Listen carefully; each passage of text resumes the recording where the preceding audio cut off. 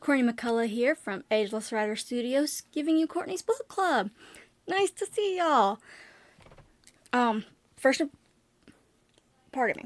foremost, get that out of my hair so I can see.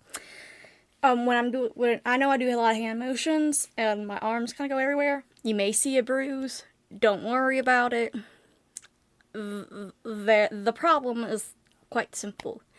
You see, I have an autoimmune disorder.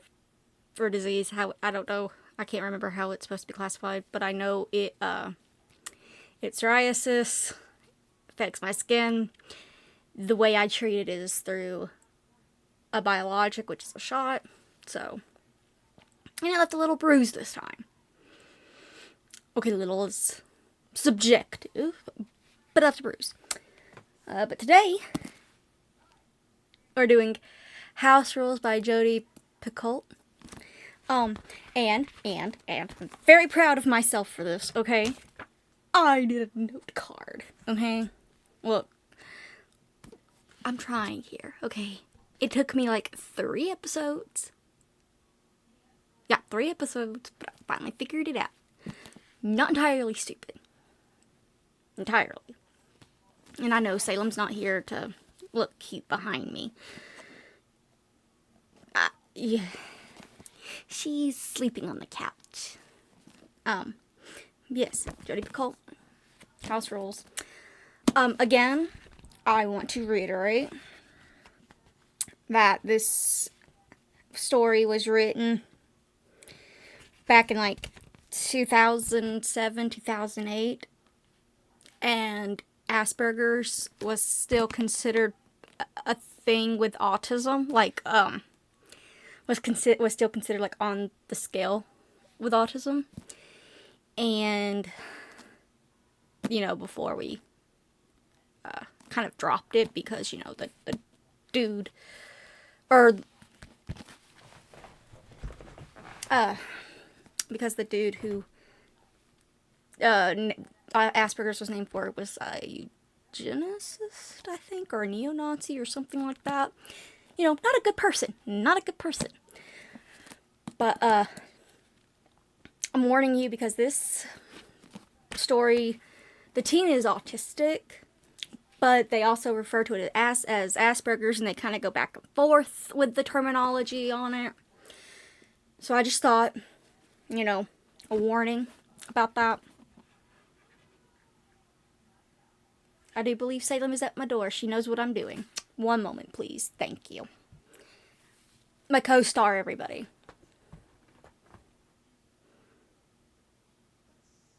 You knew what I was doing and you couldn't, let me have the spotlight today?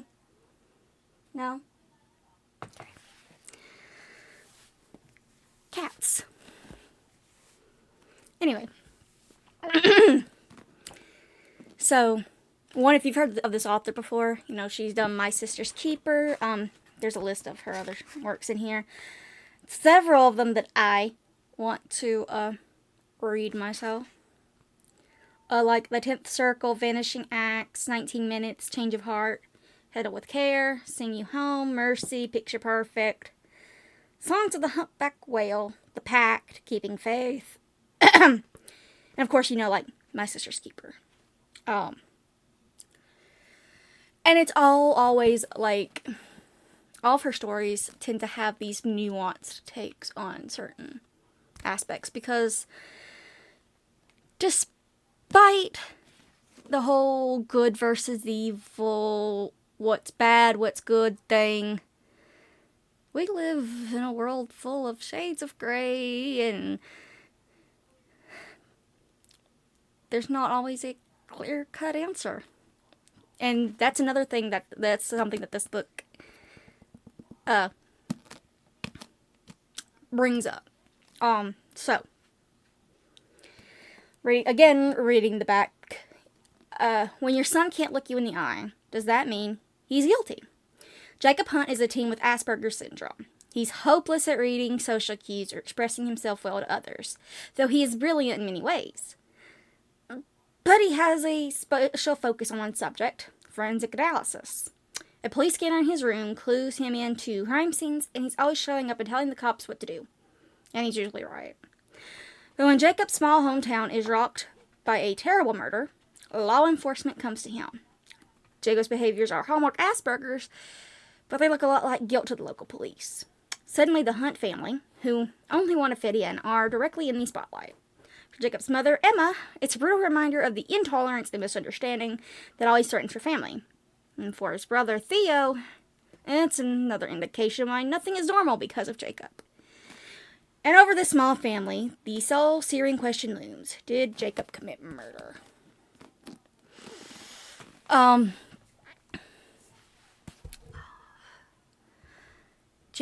gosh, this book. For one thing is, so there's like, it's broke up into different,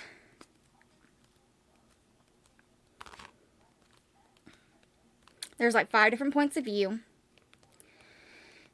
Right? Okay. With me? So there's 5 different points of view. There's Jacob, obviously, his brother Theo, and Emma, the mother. There's also Rich and Oliver. Rich is one of the main investigators, and Oliver is the man who becomes Jacob's lawyer. And there's technically 10 chapters, with the 11th being like an epilogue sort of thing. But each chapter's broke up again. You know, each chapter has different varying points of view. Not everybody shows up in each of the, there we go. Just kind of moving it closer. Not each one is into the chapter. And each chapter is separated by a case study, which is interesting because that's kind of how Jacob views the world when he's learning when he's going over social stuff. He views social interactions as like case studies. He files them away and he kind of brings them up later to try to figure things out. Another way he relates is like he does he like quotes movies and stuff. Echolalia or Echolia. Basically where it's a stem where when you hear something you repeat it because you like the way it feels in your mouth, kind of thing. His is certain movies that he really likes. And then there's like there are certain songs. And then sometimes he'll just parrot back and forth the last few things he's heard from other people. That's usually his indicator that he doesn't really want to talk. So he doesn't feel like talking, so he'll use other people's words. But he'll fight them back, and he'll use these case studies as like ways of maneuvering the next time. You know. But the first one is I'm going to read the first case study, which is like the very first thing, we see after the title page, which is called Case Win, Sleep Tight. Another thing, all of these little case studies are about real world murders, typically. Yeah. At first glance, she looked like a saint. Dorothea Puente rented out rooms to the elderly and disabled in Sacramento, California in the 1980s. But then her boarder started to vanish. 7 bodies were found buried in the garden, and traces of prescription sleeping pills were found in the remains through forensic toxicology analysis. Puente was charged with killing her boarder so that she could take their pension checks and get herself plastic surgery and expensive clothing in order to maintain her image as a doyen of Sacramento society. She was charged with 9 murders and convicted of 3. 1998, while serving 2 consecutive life sentences, Puente began corresponding with a writer named Shane Bugbee and sending him recipes, which were subsequently published in a book called Cooking with a Serial Killer. Call me crazy, but I wouldn't touch that food with a 10-foot pole. You know, just little things that kind of give you a little insight, I guess. So I'm going to tell you about the different characters, obviously. So obviously, you know, there's Jacob. There's the central character around all of this. Jacob is autistic. Jacob is also recently turned 18-year-old. He just recently turned 18. He's still in high school, but he's a senior, and he's had a lot of special interests.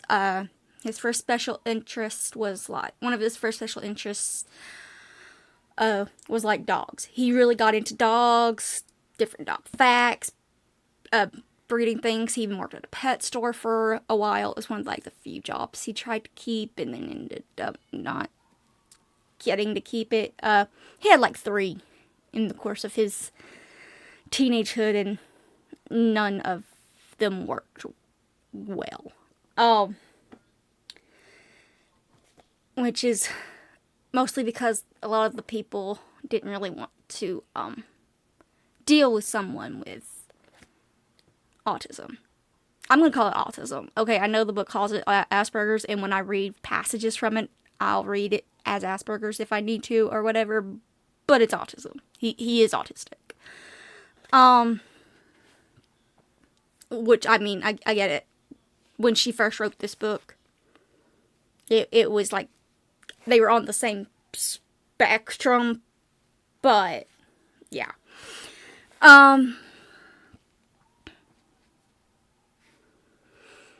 Like, he's had like 3 jobs. None of them really worked out.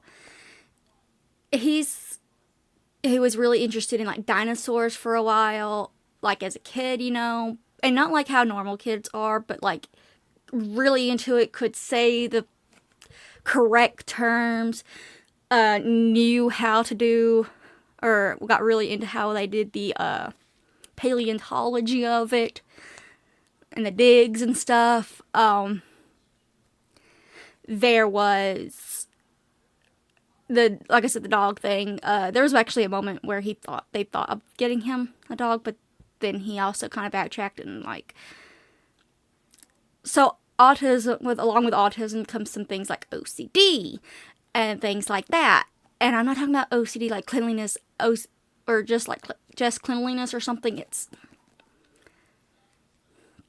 OCD's a whole thing, but it's not just like neat freak, whatever. That's like a very common misconception. And there's different types of OCD. Like one of the things, like I have it. One of the things that as you can see, I do not suffer from neat freakness or from being cleanly. I know where everything is. And I hate it when someone messes with it without me knowing what's going on. Right? You with me? But, nobody else does. And that kind of upsets some people, but it is what it is. And then I have, like, the one where, it's kind of, like, falls into if you can also kind of fall into religious trauma. But the feeling of being good enough, like, good, like, on a cosmic scale, I guess, like, heaven and hell. Which also kind of go into self-esteem, I guess, but whatever. Jacob. Okay, some of his OCD stuff is, like, certain days of the week is a colored day. Or like specific color days, like one day is white day. He will only wear white. He will only eat white food. Like bread, I think like fish, like done in a certain way, rice, things like that.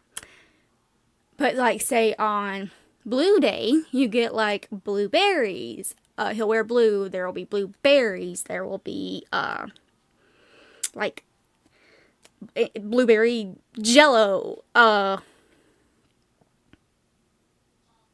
What else is blue? I think there is a type of cabbage that is blue. Or was it lettuce? Salem, do you know? You are of absolutely no help, young lady. The only color he can't really stand is orange. He he has big fits about orange. Anyway, his latest thing, which he's got into a while back, but it's still like the biggest thing to him, is forensic analysis. In fact, he really he talks in the book about his career choices that he's looking into, which is one, forensic scientist, like his hero, Dr. Henry Lee, I believe. I think. I know I said I wasn't going to do this, but I you know how it is.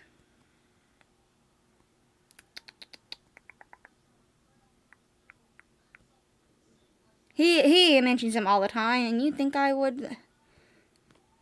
But yeah. Henry Lee. The guy who did like the O.J. Simpson case and the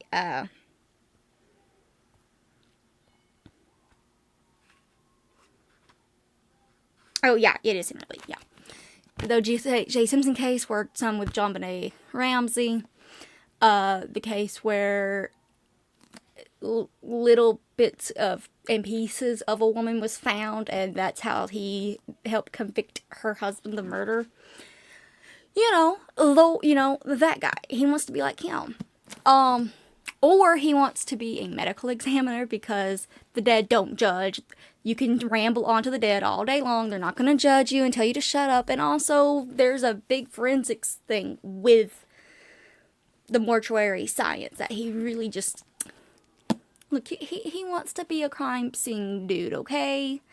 He wants to help people. He likes to solve cases. To him, they're just these big puzzles. And that's all, like, the science is these big puzzles. And he likes to put them together and figure it out. And he is good at it. Miss Picoult did her research for this guy. But anyway, Jacob in his own words. I may be autistic, but I can't tell you what day of the week your mother's 32nd birthday fell on. I can't do logarithms in my head. I can't look at a patch of sod and tell you it has 6,446 individual blades of grass. On the other hand, I could tell you anything you ever want to know about lightning, polymerase chain reactions, famous movie quotes, and lower Cretaceous sauropods. I memorized the periodic table without even trying. I taught myself how to read Middle Egyptian, and I helped my calculus teacher fix his computer. I could talk forever about friction ridge detail and fingerprint analysis, and whether said analysis is an art or a science. For example, DNA of identical twins is identical. We know that based on scientific analysis. But the fingerprints of identical twins differ in their Galton details. Which evidence would you rather have if you were a prosecutor? But I digress. I suppose these talents would make me a hit at a cocktail party if A, I drank, which I don't, or B, I had any friends to invite me to a party, cocktail or not.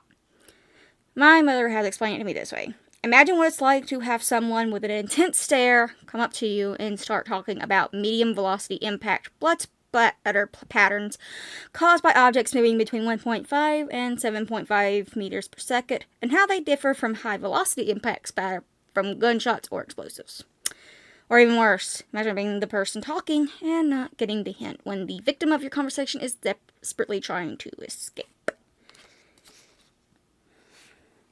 I was diagnosed with Asperger syndrome long before it became the mental health disorder du jour, overused by parents to describe their bratty kids so that people think they're super geniuses instead of simply antisocial.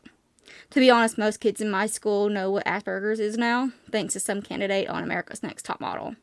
So many people have mentioned her to me, but they must think we're related. As for myself, I try not to say the word out loud. Asperger's. I mean, Doesn't it sound like a grade Z cut of meat donkey on the barbecue? And then another thing is page 20, which is the list of things he can't stand. The sound of paper being crumpled. I can't tell you why, but it makes me feel like someone's doing that to all my internal organs. Too much noise or flashing lights. Having plans change. Missing Crime Busters, which is on the USA Network at 4:30 every day, thanks to the wonders of syndication. Even though I know all 114 of the episodes by heart, watching them daily is as important to me as taking insulin would be to a diabetic. My whole day is planned around it, and if I can't have my fix, I get shaky.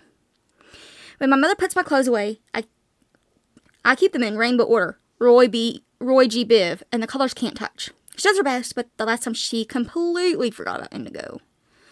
If someone takes a bite of my food, I have to cut off the part that his or her saliva has touched before I can eat any more of it. Loose hair freaks me out. That's why I keep mine military short. Being touched by someone I don't know. Foods with membranes, like custards, or foods that explode in your mouth like peas. Even numbers. When people call me retarded, which I am not. The color orange, it means danger, and there's no rhyme for it in English, which makes it suspicious. Theo wants to know why I can tolerate things that are silver, then, but I won't even rise to the argument.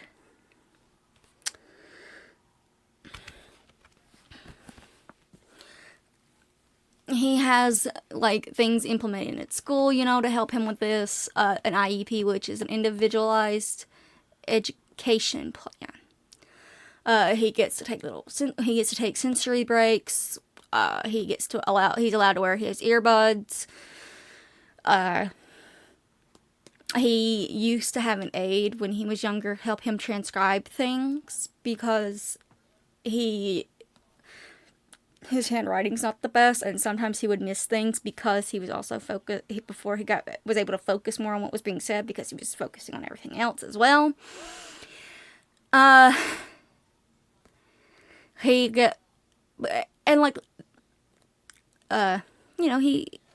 He's trying. His mother's been trying to get him mainstream to help him out because she wants him to succeed in the real world. And he understands. He tries his best, but his mom he's also of the thing of, if people don't like me, then why should I try to make them? Because I can't change, and I'm not expecting other people to. And, you know, honestly, he is very refreshing. Because he's like, he brings up a lot of points, like, why can't people just tell you what they mean? Like, idioms and, like, he understands sarcasm to a point, but there are certain phrases and stuff that he takes literally or whatever, and he's like, why can't people just say what they mean? Why does everything have to have a double meaning? Why are there innuendos? Why can't you just come out and say it? And then, social cues, which I understand that too. People saying things with a smile, but they're really angry and things like that. Like, he doesn't understand it, and sometimes I don't either. And I think a lot of us kind of should question that, really. Because wouldn't the world be simpler if we just said what we meant? Miscommunications and misunderstandings would go out the window. Just saying. Salem, what are you planning? Salem? I know what you're planning. You're going to try to... She likes to go jump this way and then come this way to try to get on the computer, which she knows she's not supposed to do because she pushes buttons, and when those buttons get pushed, things happen. And not usually things that I want to happen. You can lay on the bed, but you don't need to come up here. This is not place for kitty. No.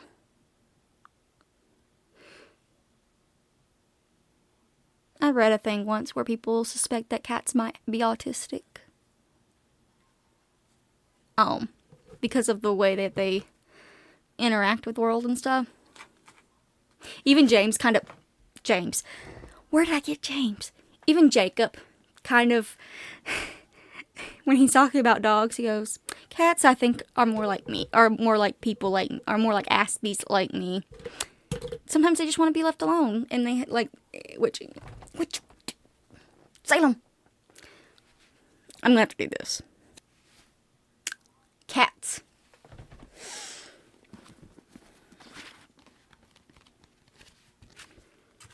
Okay.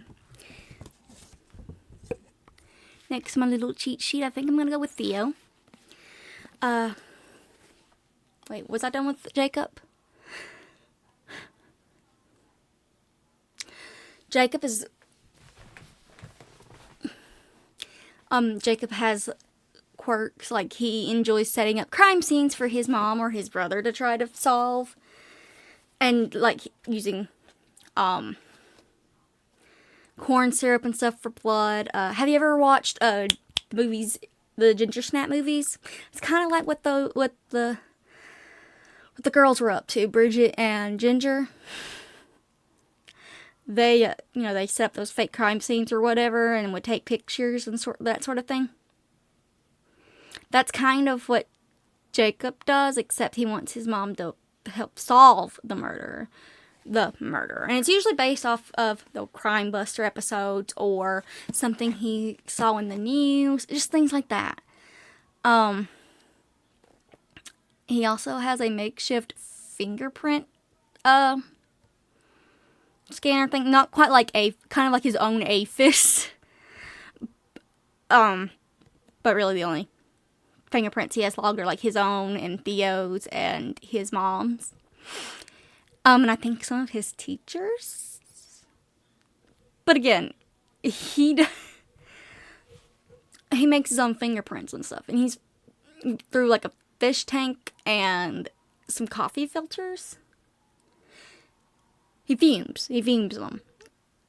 He's pretty good at it. They describe his room. Like, you know how most teenagers are a little messy, blah, blah, blah, whatever. Everything, aside from, like, his fingerprint maker thing, is pristine. It is, like, military, spotless, and everything is in Roy G. Biv. And he also keeps a bunch of journals and stuff where he solves the Crime Busters things, or he journals. He's Jacob, But then there's Theo. Now, Theo is what the internet colloquially calls a glass child, which is the kid that gets seen through a lot. Children are the children who are the siblings of a child who has had a terminal illness or has some kind of illness or disorder that makes it so that they're not having a normal childhood experience. And glass children are typically the ones that are tossed to the wayside because, they're healthy, they're normal, they're okay. They don't need the kind of care and attention that the seriously ill or disabled child needs, They function practically perfect. Unfortunately, psychologically speaking, that takes a toll because kids crave the attention from their parents, They need that to feel secure, like they want attention, And Theo desperately wants his mom's attention sometimes. He hates that he gets a lot of his plans ruined because of Jacob. He doesn't bring over friends or have many friends because of Jacob. If he brings people over, he knows that Jacob's going to want to be right in the middle of it, and then he'll be associated with the weird kid. Teenagers.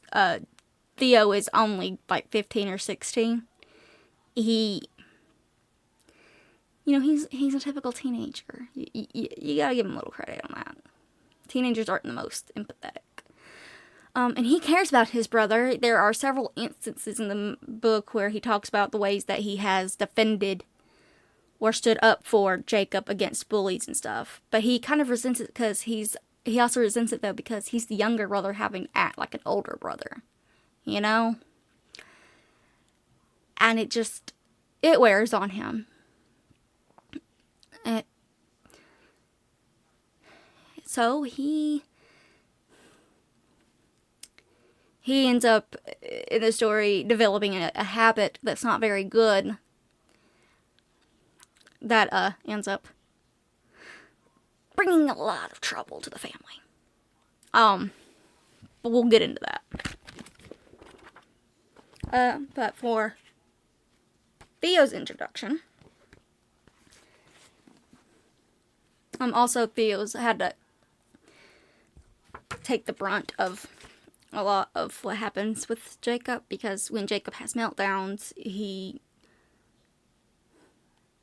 tends to not realize what he's doing. He gets kind of volatile, throwing things, shoving things.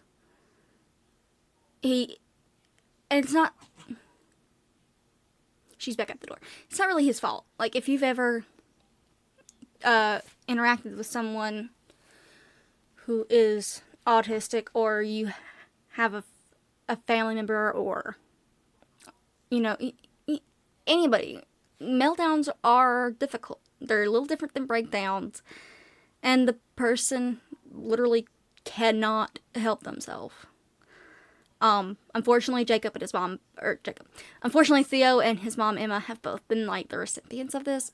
Theo more so than Emma, because Theo tries to protect his mom. It's kind of sad. I gotta let Salem back in. Our favorite gremlin's back. For the record, the reason I say let her in and I don't, like, leave the door open is because, like, I have my grandmother to think about, okay? She's asleep. She is asleep. She has dementia. Okay? I don't know if any of you have ever dealt with a grandparent with dementia, but when they sleep, it is important to let them sleep. Okay? I love her. I do, but I love her. I love her. I really do. But sometimes when she's awake, she scares me. Well, she doesn't really scare me, but she makes me sad.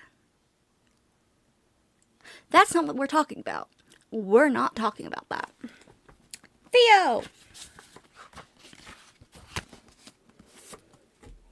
Is there a moth in my room or something? Or are you staring at the ceiling fan?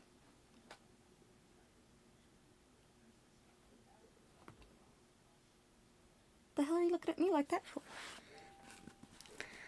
I've had to get 24 stitches on my face thanks to my brother. 10 of them left a scar cutting through my left eyebrow after the time that Jacob knocked over my high chair when I was 8 months. The other 14 stitches were on my chin. Christmas 2003, when I got so excited about some stupid gift that I crumpled the wrapping paper, and Jacob went ballistic at the sound. The reason I'm telling you this has nothing to do with my brother, though. It's because my mother will tell you Jacob's not violent, but I'm living proof that she's kidding herself. I'm supposed to make exceptions for Jacob. It's one of our unwritten house rules. So when we need to take a detour away from a detour sign, how ironic is that, since it's orange and freaks Jacob out, that trumps the fact that I'm 10 minutes late for school. And he always gets the shower first, because 100 billion years ago, when I was still a baby, Jacob took the first shower, and he can't handle having his routine messed up. And when I turned 15 and made an appointment to get my learner's permit at the DMV, an appointment that got canceled when Jacob had a meltdown over buying a pair of new sneakers, I was expected to understand that these things happen. The problem is something happened the next 3 times I tried to get my mom to take me to the DMV, and finally I just stopped asking. At this rate, I'll be riding my skateboard till I'm 30.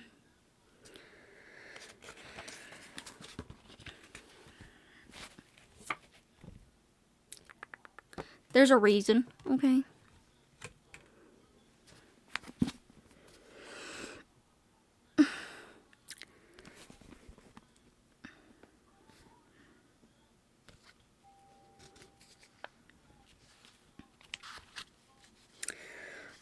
Once, when Jacob and I were little, we were playing in a pond near our house with an inflatable boat. It was my job to watch Jacob, even though he was 3 years older than I am, and has had just as many swimming lessons as I have. We overturned the boat and swam up underneath it, where the air was heavy and wet. Jacob started talking about dinosaurs, which he was into at the time, and wouldn't shut up. Suddenly I began to panic. He was sucking up all the oxygen in that tiny space. I pushed up the boat, trying to lift it off of us, but the plastic had created some kind of seal on the surface of the water, which only made me panic more. And sure, with 2020 hindsight, I know I could have swum out from underneath the boat, but at that moment it didn't occur to me. All I knew at the time was that I couldn't breathe. When people ask me what it's like growing up with a brother who has Asperger's, that's what I always think of, even though the answer I give out loud is that I've never known anything different. I'm no saint. There are times I'll do things to drive Jacob crazy because it's just so damn easy. Like when I went into his closet and mixed up all his clothes. Or when I hid the toothpaste cap so that he couldn't put it back on when he was done brushing his teeth.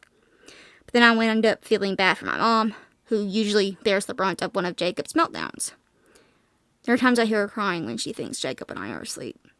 That's when I remember that she didn't sign up for this kind of life either. So I run interference. I'm the one who physically drags Jacob away from a conversation that he's starting to freak people out by being too intense. I'm the one who tells him to stop flapping when he's nervous on the bus because it makes him look like a total nutcase. I'm the one who goes to his classes before I go to my own just to let the teachers know that Jacob had a rough morning because we unexpectedly ran out of soy milk. In other words, I act like a big brother even though I'm not. And during the times when I think it's not fair, when my blood feels like lava, I step away.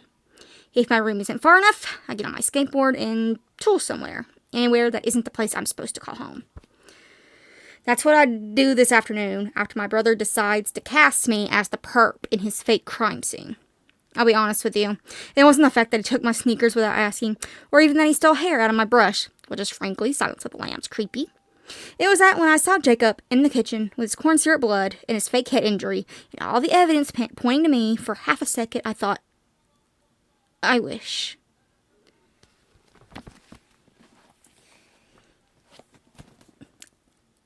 It's complicated. Their relationship is complicated. Like I said, and like he says, he loves his brother. Sometimes, especially when you're when you're a teenager and that's like you're supposed to be your selfish time, like trying to figure your own self out, he's navigating this. Which again, I guess you could say in a way he signed up for. Well, he didn't sign up for it, but he tries, okay? He tries. He tries to help his mom because their dad, the only thing he's good for at the moment is sending them checks. Their dad, quite frankly, from the bits and pieces he's in the book, you could tell he probably has autism too. Because autism tends to be genetic.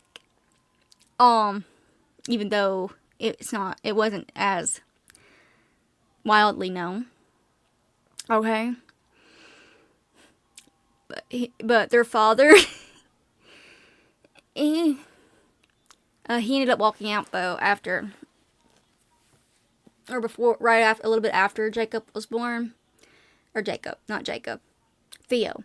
A little bit after Theo was born. Because things with Jacob got intense. And he couldn't handle that change.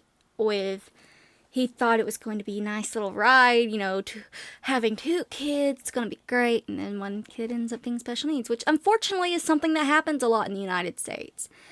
Or like in general too, but really in the United States. People say that they don't care what they have, they just want their baby, blah, blah, blah.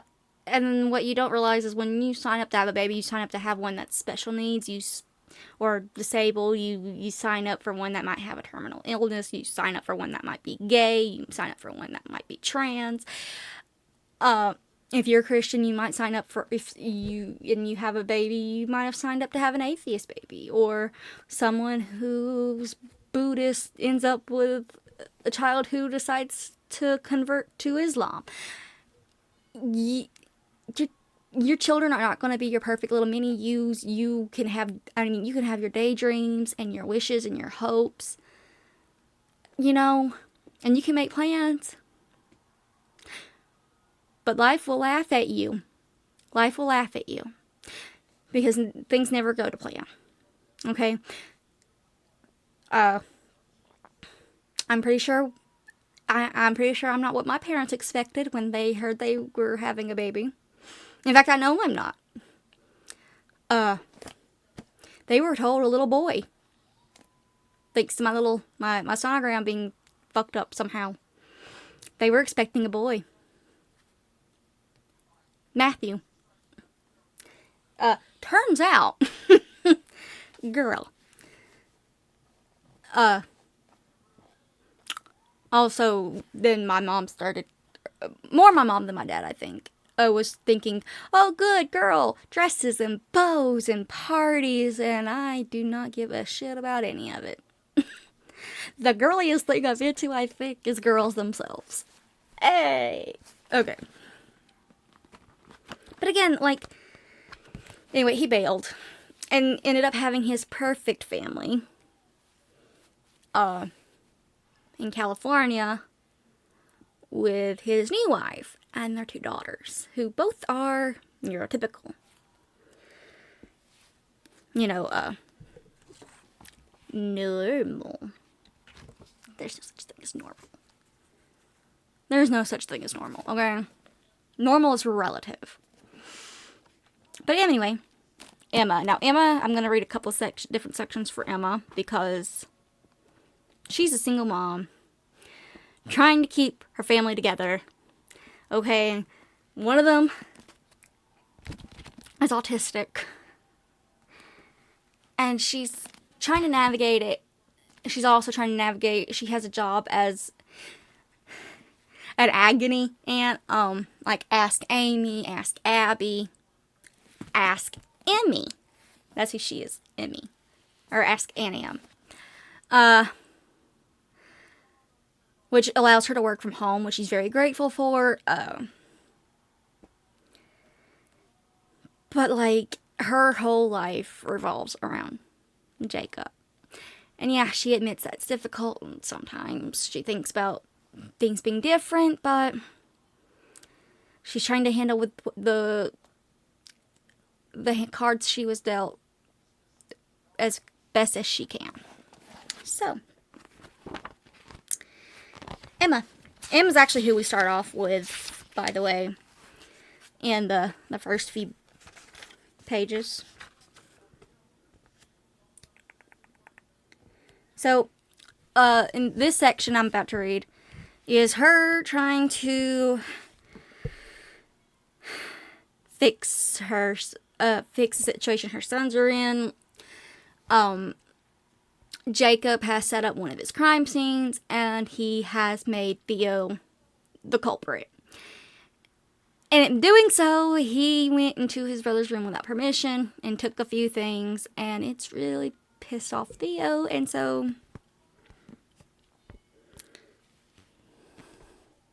Jacob blinks at me, expressionless. He lives in a literal world. It's one of the hallmarks of his diagnosis. Years ago, when we were moving to Vermont, he asked me what it was like. Lots of green, I said, and rolling hills. At that, he burst into tears. Won't they hurt us, he said. Okay, but what's the motive, I ask. And on cue, Theo thunders down the stairs. Where's the freak, he yells. Theo, you will not call your brother. How about I stop calling him a freak when he stops stealing things out of my room? I have instinctively stepped between him and his brother, although Jacob is a head taller than both of us. I didn't steal anything from your room, Jacob says. Oh, really? What about my sneakers? They were in the mud room, Jacob qualifies. Retard, Theo says under his breath, and I see a flash of fire in Jacob's eyes. I am not retarded, he growls, and he lunges for his brother. I hold him off with an outstretched arm. Jacob, I say, you shouldn't take anything that belongs to Theo without asking for his permission. And Theo, I don't want to hear that word come out of your mouth again, or I'm going to take your sneakers and throw them out with the trash. Do I make myself clear? I'm out of here, Theo mutters, and he stomps toward the mudroom. A moment later, I hear the door slam. I follow Jacob into the kitchen and watch him back into a corner. "What we got here," Jacob mutters, his voice a sudden drawl, "is failure to communicate." He crouches down, hugging his knees. When he cannot find the words for how he feels, he borrows someone else's. These come from Cool Hand Luke. Jacob remembers the dialogue from every movie he's ever seen. I've met so many parents of kids who are on the low end of the autism spectrum. Kids who are diametrically opposed to Jacob with his Asperger's. I'm going to pause right there. That's kind of a misconception, okay? Autism is a spectrum, but also anyone with autism can be on the low end one day and then the high end the next day, in quotation marks. It all depends on what their needs being met, their abilities, or a way that they can communicate, or that they have found they can communicate, and if people will actually, listen when they communicate. Anyway, I just thought I'd interject. They tell me I'm lucky to have a son who's so verbal, who is blisteringly intelligent, who can take apart the broken microwave and have it working again an hour later. They think there is no greater hell than having a son who is locked in his own world, unaware that there's a wider one to explore. Try having a son who is locked in his own world and still wants to make a connection. A son who tries to be like everyone else, but truly doesn't know how.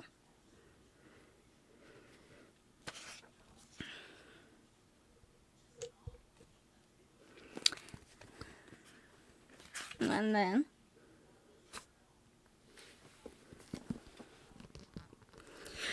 when he was diagnosed, I burst into tears. Remember, this was back in 1995. The only experience I'd had with autism was Dustin Hoffman in Rain Man.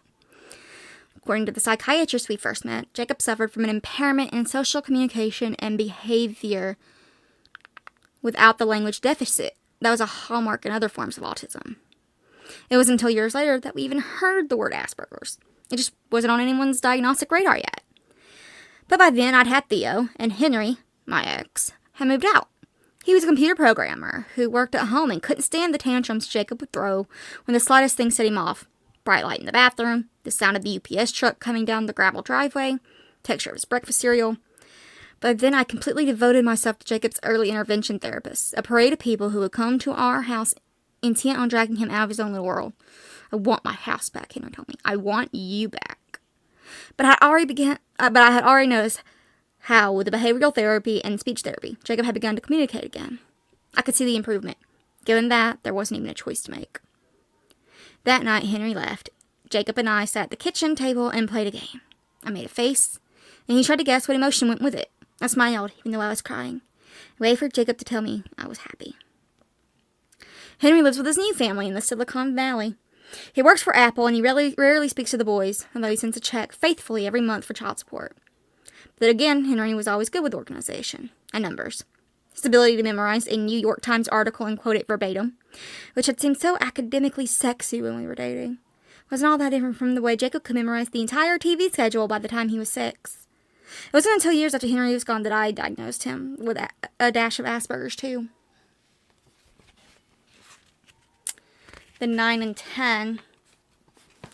So here's sort of what she goes through, what we're about to read about. This could be distressing. I'm about to read a meltdown Jacob has.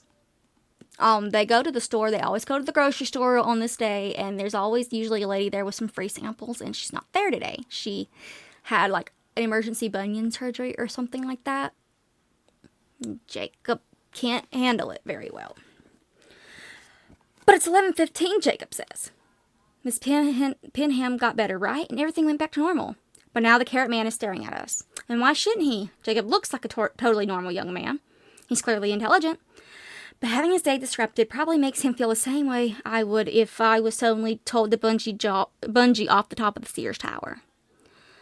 When a low growl rips through Jacob's throat, I know we are past the point of no return. He backs away from me into a shelf full of pickle jars and relishes. A few bottles fall to the floor, and the breaking glass sends him over the edge. Suddenly, Jacob is screaming. One high, keening note that is the soundtrack of my life. He moves blindly, striking out at me when I reach for him. It was only 30 seconds. 30 seconds can last forever when you are the center of everyone's scrutiny. When you are wrestling your 6-foot-tall son down to the linoleum floor and pinning him with your full body weight. The only kind of pressure that can soothe him. I press my lips close to his ear. I shot the sheriff, I sing, but I didn't shoot no deputy. Since he was little, those Bob Marley lyrics have soothed him. There are times I played that song 24 hours a day just to keep him calm. Even Theo knew all the verses before he was 3. Sure enough, the tension seeps out Jacob's muscles, and his arms go limp at his sides. A single tear streaks from the corner of his eye. I shot the sheriff, he whispers, but I swear it was in self-defense. I put my hands on either side of his face and force him to meet my eyes. Okay now? He hesitates, as if he is taking a serious inventory. Yes.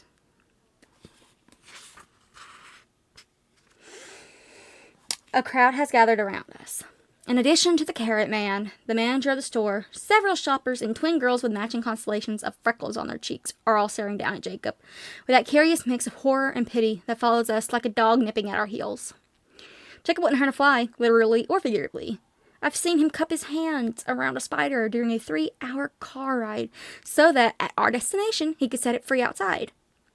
But if you are a stranger and you see a tall, muscular man knocking over displays, you don't look at him and assume he's frustrated. You think he's violent. He's autistic, I snap. Do you have any questions? I found that anger works best. It's the electric shock they need to tear their days away from the train wreck. As if nothing's happened, the shoppers go back to sifting through the navel oranges and bagging their bell peppers. And then, skipping down a little bit, my biggest hope for Jacob is that moments like this won't happen. My biggest fear that they will, and I will always be there to keep people from thinking the worst of him.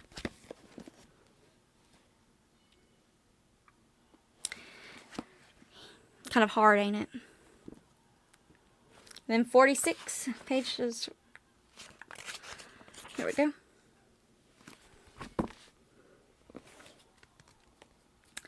So here's something else about Emma. Okay.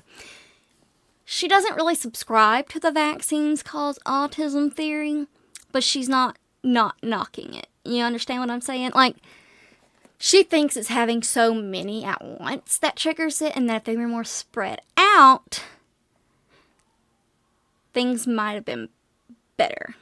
So I'm going to read this, just because I think it's kind of interesting. And it kind of pisses me off too a little bit, because, like, I'm pretty sure that we've all had this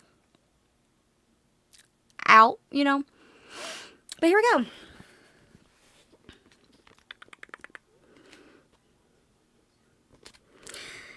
Ask the mom of one autistic kid if vaccines had anything to do with her child's condition, and she will vehemently tell you yes. Ask another, and she'll just as vehemently tell you no. The jury's still out, literally. Even though a handful of parents have sued the government, alleging that vaccinations cause their children's autism, I haven't got my class action suit check in the mail, and I'm not banking on it. Here are the facts. In 1988, the Centers for Disease Control recommended a change to infant immunizations schedules in America, adding 3 hepatitis B shots, including one at birth, and 3 Haemophilus B shots, not given before the baby's 6 months. Drug companies stepped up to the challenge by providing multiple dose containers of vaccines preserved with thimerosal, an antibacterial made up of 49% ethyl mercury. Although the effects of mercury poisoning had been identified in the 1940s, the Food and Drug Administration and the CDC didn't consider the effects of the dosage that newborns would receive because of these shots. The drug companies didn't raise the red flag either, even though the new regimen meant an average 2-month-old at a well baby checkup got a single dose of mercury 100 times greater than the government's long-term safe exposure level. The symptomology of autism looks an awful lot like the symptomology of mercury poisoning. To give you an example, when scientists studied the migration of mercury into primate brains, they noticed that the primates began to avoid eye contact. Between 1999 and 2002, thimerosal was quietly removed from the majority of childhood vaccines. There's the opposing arguments, too. the ethyl mercury, the kind in the vaccines, leaves the body faster than methyl mercury, the kind that is a poison. That in spite of the fact that most vaccines are now mercury-free, autism is still on the rise. That the CDC, the World Health Organization, and the Institute of Medicine completed 5 large studies, none of which have found a link between vaccines and autism. Those facts are compelling, but the next one is all I needed to convince me there's some sort of connection. My son took like any other 2-year-old until he had a round of shots that included DTaP, Hib, and hepatitis B. I don't think it's a causal link. After all, out of 100 children receiving the same vaccine schedule, 99 will never become autistic. But just like we probably all have markers for cancer in our genes, if you smoke 2 packs a day, you're more likely to develop it than if you don't. Kids with a certain predisposition in their genes can't get rid of mercury as easily as most of us can, and as a result, wind up on the spectrum. I'm not one of those parents who swing so far to the other side that she eschews immunization. When Theo was born, he had his shots. In my opinion, the benefits of vaccination still outweigh the risks. I believe in vaccines. I do. I just believe in spreading them out.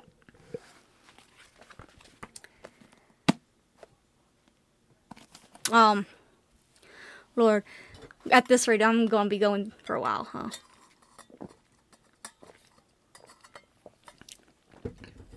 I want to talk about Jess a little bit. Because she's a big character, but she doesn't have a point of view. Jess is Jacob's social skills tutor. By that I mean she literally helps him become more social. Social cues, how to talk to people, how to order at a fast food restaurant. Things that a lot of people would take for granted that he has a hard time doing because of eye contact, the way having people look at him, the lights in certain places, just the noise levels. What she does is help him cut past that and just say what he needs to say, or try to behave in a better way. Like, she helped him get to go to his junior prom by, with his mom going over a script, so to speak, on how to ask a girl out to the prom, on how to act like a gentleman, how to, dance without stepping on her shoes because he's a little clumsy, just things like that. They've also taught him, she also helped him with learning more about people's facial expressions. He knows a little bit more about slang, things like that. Now, even though Jacob knows she's his tutor, he also sees her as his friend, and he kind of has a romantic interest in her, even though she's like 23 and he's 18. But he doesn't have the romantic interest in her that, in a way that we would. He has a list of things that make him think that he likes her, and that makes him think she likes him too, even though she's got a boyfriend that he really doesn't like. But that's a whole different story. And the big of it is he likes her, and he considers her a friend, because she's one of the only people to act like she really understands where he's coming from. That said, it's because Jess is literally studying to be a teacher for people like Jacob, to help be better at socializing, or at least socializing the way that neurotypicals do. Because, the world is made for neurotypicals. It is not made for those who are on the spectrum. We follow more, the rules are set by the neurotypicals, typically. Yeah. Okay, so that leaves Rich. Now, Rich is, again, he's the big shot, basically. The main investigator. He's a single father to his daughter Sasha. And he's sometimes worries about the job that he does, but he does it anyway. He and his ex-wife are not exactly amicable. She cheated. He's not happy. It is what it is. And it's his life, you know? But also, he understands, like, the single parenting thing and how hard parenting is. Doesn't really understand autism. Not many people do. And, yeah. Oh, he's also a fan of the anti-M columns. He doesn't know that Emma is anti-M. And I don't think he ever finds out either. Or at least, I didn't read about him finding out. But I thought it was like a nice little funny. I don't know why I kid myself into thinking that I'll get anything done on the weekends. I have the best intentions. Something always gets in the way. Today, for example, I was determined to build an ice rink in the backyard for Sasha, my 7-year-old. She lives with my ex, Hannah, but she's with me from Friday night to Sunday, and she is currently planning on joining the U.S. figure skating team, if she doesn't become a seeing veterinarian. I figured she'd get a kick out of helping me flood the tarp I set up in the back, bordered by 2x4s that I hammered into place all week long after work, just to get ready. I promised her that when she woke up on Sunday morning, she'd be able to skate. What I hadn't counted on was the fact that it would be so freaking cold outside. Sasha started to whine as soon as the wind picked up, so I nixed the plan and drove her to dinner in Burlington instead. She's a big fan of one place where you can draw on the tablecloths. She falls asleep on the car ride home while I am singing along to Hannah Montana songs on her CD, and I carry her upstairs to her bedroom. It's a haven of pink and a bachelor pad. During the settlement, I got the house, but Hannah got nearly everything inside it. It's weird to pick Sasha up from her other home and see her new stepdad sprawled on my old couch.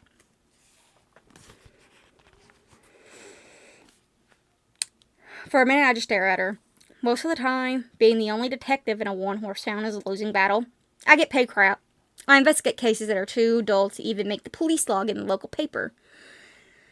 But I'm making sure that Sasha's world, or at least this tiny corner of it, is a little bit safer. Keeps me going. Well, my 20-year retirement bonus.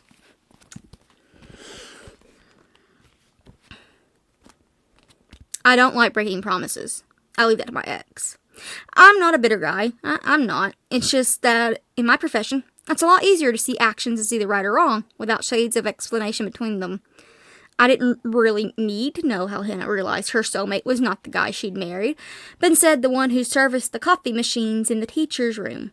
He started bringing hazelnut for me, she said. And somehow I was supposed to be able to understand that meant I don't love you anymore. Back inside, I opened the fridge and grabbed a bottle of Sam Adams. I settled down on the couch, turn on a Bruins game on NESN, and pick up the newspaper. Although most guys turn to the stocks or sports page, I always go for the entertainment section because of the column in the backs. I'm hooked on an agony aunt. That's an old-fashioned term for an advice column. She calls herself Auntie M, and she's my guilty pleasure.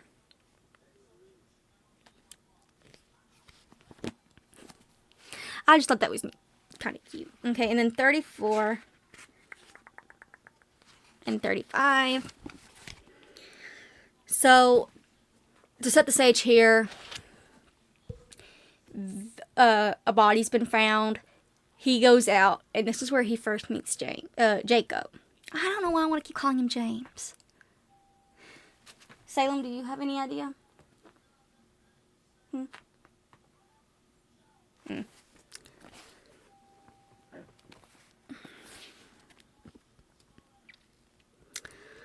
Suddenly, a teenager steps out of the edge of the woods. Actually, you're both wrong, he says. Who the hell are you? The chief asks. And two of the patrolmen take a step forward to flank the boy. Not you again, Urquhart says. He showed up at a robbery about a month ago. Some kind of crime scene groupie. Get lost, kids. Don't belong here. Wait, I say, vaguely remembering the teenager from that robbery scene. Right now, I'm laying odds that this kid's the perp, and I don't want him to bolt. It's really very simple, the boy continues, staring at the body. On episode 26 of season 2, the whole Crime Busters team got hauled up to Mount Washington to investigate a naked guy who was found at the summit. No one can figure out what a naked guy was doing on top of a mountain, but it turned out to be hypothermia, the same thing that happened to this man. He became disoriented and fell down. As his core body temperature rose, he took off his own clothes because he felt hot, but in reality, that's what made him freeze to death. He grins. I can't believe you guys didn't know that. The chief narrows his eyes. What's your name? Jacob. Urquhart frowns. People who freeze to death don't usually bleed all over the place. Urquhart, the chief snaps. He didn't bleed all over the place, Jacob says. Blood spatter would show up in the snow, but instead there's just transfer. Look at the wounds. There are abrasions on the knuckles, the knees, and the lower hands. He fell down and he scraped himself up. The blood loss on the snow came from him crawling around before he lost consciousness. I look at Jacob carefully. One major flaw with his theory, of course, is that you don't spontaneously start bleeding when you crawl around on the snow. If that were the case, there would be hundreds of elementary school children exsanguinating at recess during the winters in Vermont. I don't know why she is so determined. There's something just the tiniest bit, off about him. His voice is too flat and high. He won't make eye contact. He's bouncing on the balls of his feet, and I don't even think he realizes it. On the spot where he's been bouncing, the snow is melted, revealing a patch of briars. I look at the ground beneath my boots and shake my head. That poor, drunk, dead bastard had the misfortune to fall down in a field of brambles. Before I can say anything else, the regional medical examiner arrives. Wayne Nussbaum went to clown college before getting his medical degree, although I haven't seen this guy crack a smile in the 15 years I've been on the job. Greetings, all, he says, coming into the clearing of artificial light. Here you have a murder mystery on your hands. You think it could be hypothermia? I ask. He considers this, carefully rolling the victim forward and examining the back of his head. I've never seen it firsthand, but I've read about it. Certainly would fit the bill. Wayne glances up at me. Nice work, but you didn't need to pull me away from the Bruins in overtime for death by natural causes. I glanced at the spot where Jacob was standing moments before, but he's disappeared. Okay, Jacob knows his shit, but also, that kind of shows that's Rich's first encounter with Jacob.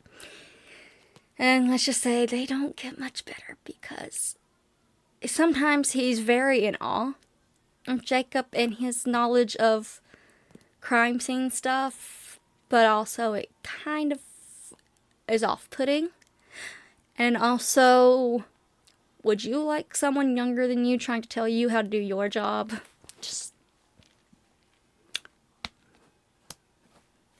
Anyway, then there's Oliver. Now, Oliver comes in kind of later, like in chapter 2-ish.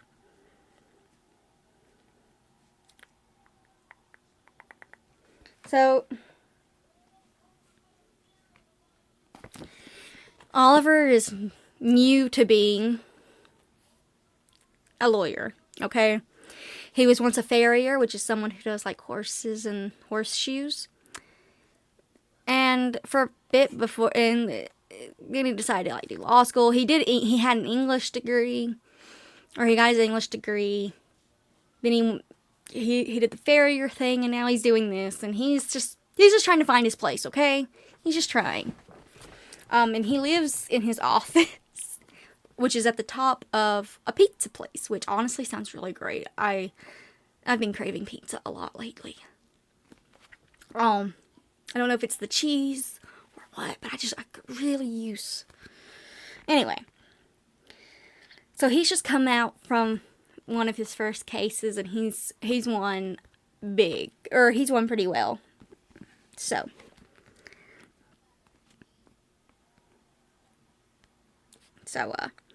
contrary to popular belief, the ink is still not drying on my birth certificate. That's pizza sauce.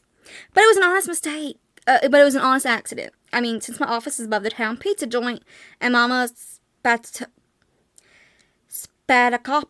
routinely blocks my ascension on the staircase to thrust a plate of spaghetti or a mushroom and onion pie into my hands, it would be downright rude to turn her down. Coupled with that is the fact that I can't really afford to eat, and turning away free food would be stupid. Granted, it was dumb of me to grab a makeshift napkin from a stack of papers on my desk, but the odds of it being my birth certificate as opposed to my recent Chinese takeout order, have been pretty slim. If any clients ask to see my birth certificate, I'm just going to tell them it's being framed. Sure enough, as I'm headed back inside, Mama S meets me with a calzo. You gotta wear a hat, Oliver. My hair is still dripping wet from my shower at the high school locker room. I started for him. You'll take care of me when I have pneumonia, won't you? I tease. She laughs, pushes the box at me. As I jog up the stairs, Thor starts barking his head off. I open the door just a crack so that he doesn't come flying out. Relax, I say. I was only gone for 15 minutes. He launches all 12 pounds of himself at me. Thor's a miniature poodle, but he doesn't like to be called a poodle within hearing distance. He'll growl. And can you blame him? What guide dog wants to be a poodle? They're showing kind of female denominations, if you ask me. I do the best I can for him. I gave him the name of a mighty warrior. I let his hair grow out. But instead of making him look less effeminate, it only makes him look more like a mop head. I pick him up and tuck him into my arms like a football, and then I notice that there are feathers all over my office. Aw, crap, I said. What'd you do, Thor? Sitting him down, I survey the damage. Great. Thank you, mighty guard dog, for protecting me from my own damn pillow. I drag the vacuum out of the closet and start to suck up the debris.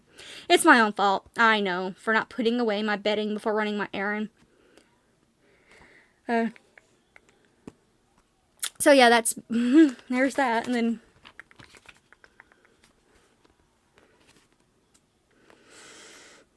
I liked it. He kind of talks about what he did, English degree, and then here was, I like being a farrier.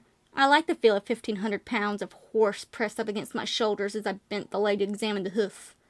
But after 4 years, I got restless. I decided to go to law school for the same reason everyone else goes to law school. I had no idea what else to do. I'd be a good lawyer, maybe even a great one.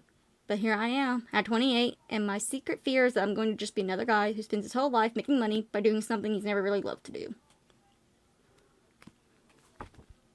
So,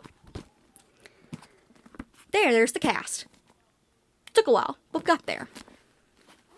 Okay. Now I'm going to give you the reason why the book is named The House Rules, which is here. This does make things easier. I don't get into trouble because rules are what keep me sane. Rules mean that the day is going to go exactly the way I am predicting it to be. I do what I'm told. I wish everyone else would do it too.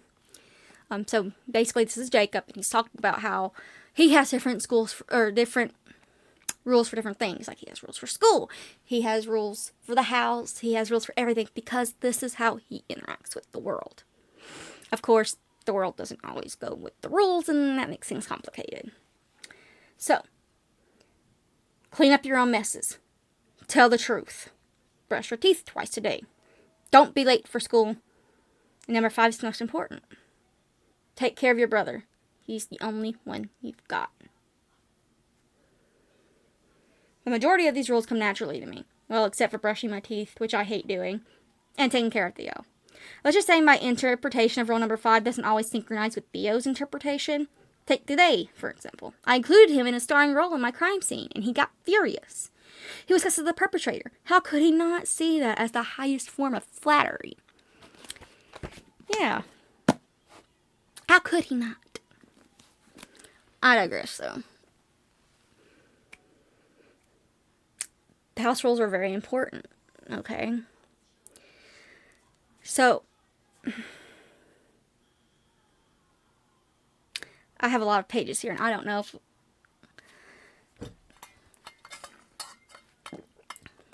we'd be here all night. So I'm just going to kind of tell you the little story a little bit. We've got our cast. Here's the big thing, though.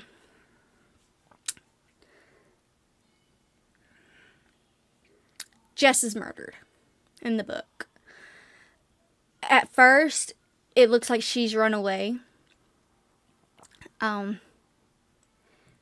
But when the police start investigating, they end up finding her body. And it looks like she was murdered. Hey, psst. Salem. You know better. Get over here. Or lay there, that's fine. She's killed. She's dead. Dead. Backing up though. Her boyfriend Mark McGuire, like bursts into the police station and he's like demanding they look for her even though she hasn't been gone that long. And they're like, dude, are you sure she just didn't like leave you? That she's like just ignoring you? Because Mark has a history of not being exactly the best guy. In fact, it is implied a few times that he has hit or abused Jess. And by that I mean Jacob has noticed that she has bruises whenever he, like, after they've had an argument, and that he makes her cry a lot. Which is one of the reasons he doesn't like Mark. And the other reason being that Mark calls him retarded a lot. Or gives him nicknames that he does not like, because Jacob does not like nicknames. He is Jacob, that is his name. Salem. One moment, please, y'all. Okay. Jacob doesn't like to be called nicknames, and Mark calls him nicknames. Like Chief and Jakey. Jake. He doesn't like that. And again, Mark calls him a retard. And that's not cool. That's not good. The only reason I even have been saying the R word is because it's literally in the book. And because like that's literally something people still call people. You know, it's awful. And he did not like that Jess spent a lot of time with Jacob. It is what it is, though. It's her job. Anyway, he's not a good person. Mark's not. He's been violent with her, and he's even admitted it, that they've had fights. But again, he is worried because she's never been gone like this. She's supposed to be house sitting for a professor of hers while he and his wife are on like vacation, sabbatical, what have you. And well, she's not there. Her phone's going straight to voicemail. He's worried. So the police kind of investigate. There's nothing that really looks bad, though, per se. It looks weird, but whatever. And then her dad gets involved because her dad's a senator. And that escalates things, and then suddenly she's a missing person. People are worried about her. They're looking for her. And then come to find out she's been killed. Or she's dead. They find her in a culvert away from the house. And, you know, they start trying to piece together things. They first think it's Mark. Because, you know, boyfriend. But then Jacob's mom notices a quilt that she's covered with, that Jess Spy's been covered with. It's the same quilt that belongs to Jacob. And she knows it because she made it. Yeah. And that starts a whole thing of, you know, the police going after Jacob. We have a harrowing bit of Jacob being in jail, like literally in the prison, and he does not do good because his needs are not being met in there. His mom and his lawyer and his therapist managed to get him on like house arrest instead. After a big, an emergency hearing. Then they want to go for like an insanity implant, sort of an insanity plea. They get Jacob all kinds of help for being in the courtroom, sort of like an IEP for courtroom stuff. And it's a struggle. And it's a struggle for Jacob because he literally does not understand what... He knows what's going on from an intellectual perspective. Like, he knows the procedures. He knows what they're called. He can recite them to you. He does not know why he's the criminal. Or why they're looking at him like a criminal. Because he didn't do anything, he says. But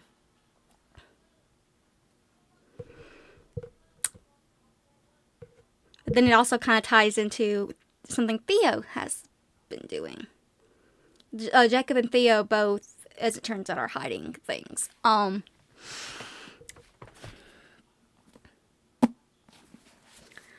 It comes out like, well, I'll just read what Theo's been up to. You ready? If I can...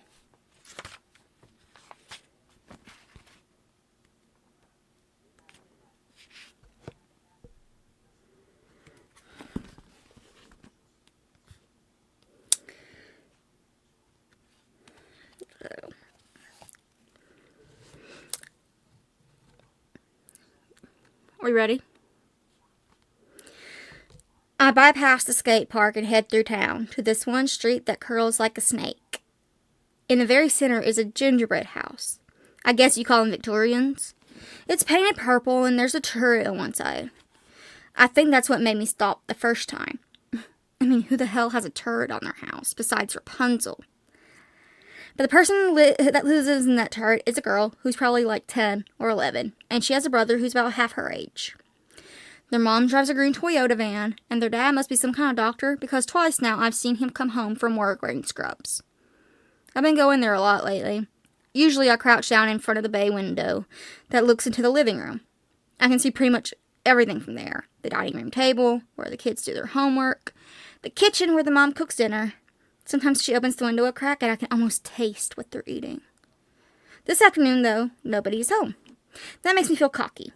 Even though it's broad daylight, even though there are cars going up and down the street, I walk behind the house and sit down on the swing set. I twist the trains around and then let them untangle, even though I am way too old for this kind of stuff. Then I walk up to the back porch and try the door. It opens. It's wrong. I know that. But at the same time, I go inside. I take off my shoes because it's the polite thing to do. I leave them on a mat in the mudroom and walk into the kitchen. There are cereal bowls in the sink. I open the fridge and look at the stacked Tupperware. There's leftover lasagna. I take out a jar of peanut butter and sniff inside. Is it just my imagination, or does it smell better than the Jif we have at our house? In the dining room, I sit down in the chair that the girl always sits in for meals. I eat my sandwich and picture my mother coming out of the kitchen carrying a big roast turkey on a platter. "Hey, Dad," I say out loud to the empty seat on my left, pretending that I have a real father instead of just a guilty sperm donor who sends a check every month. "How's school?" he would ask. "Got 100 on my bio test." "Well, that's incredible. Wouldn't be surprised if you wind up in med school like I did." I shake my head. Clearing it. Either I've imagined myself into a TV sitcom, or I have some kind of Goldilocks complex.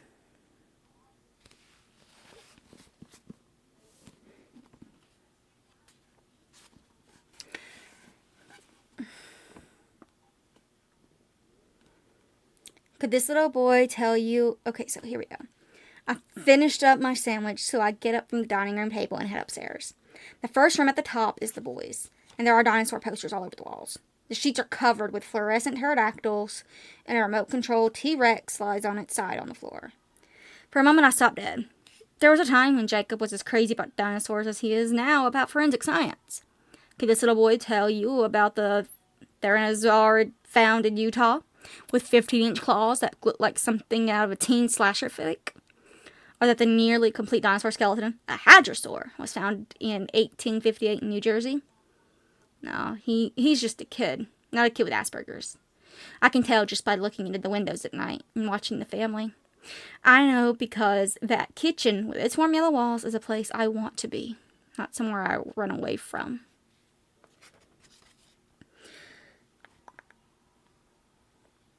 In the bedroom where I'm standing, there's a whole wall of shelves filled with electronic games. Wii and Xbox mostly, with a few Nintendo DS tossed in for good measure.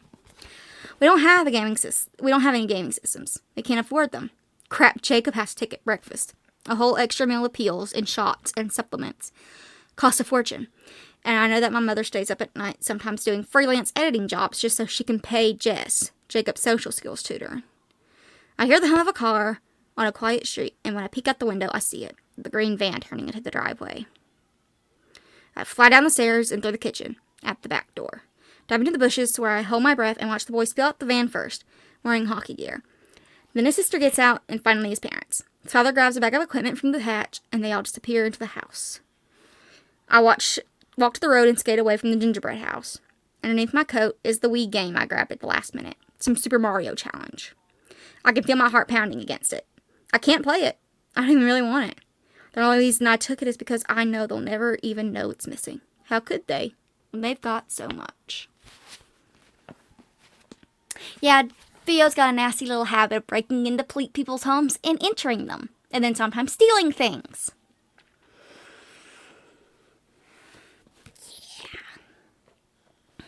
Yeah. Let's see. That's just how we get here. I know that no one's home because there aren't any footprints on the driveway after last night's snow. Something my mother didn't notice. On the porch, I kick the snow off my sneakers and walk inside. The house smells like old people. Oatmeal and mothballs. There's a cane propped inside the entryway too. But, weird, there's also a Gap hoodie hanging up. Maybe the granddaughter left it behind. Like last time, I go to the kitchen first. The first thing I see is a bottle of red wine on the counter. It's about half full. I pop the cork and take a swig. Nearly spit the shit out over the countertop. How can people drink it if it tastes like this? Wiping my mouth, I rummage through the pantry for something to make me forget the taste of the wine. Find a box of crackers. I rip it open and eat a few. Now check out the contents of the fridge and make myself a Black Forest ham and sage cheddar sandwich on a baguette. No ham and cheese for this house. It's even too fancy for good old yellow mustard. I have to use champagne mustard instead. Whatever that is. For a second, I worried it would taste like the wine. But if there's alcohol in it, you could have fooled me.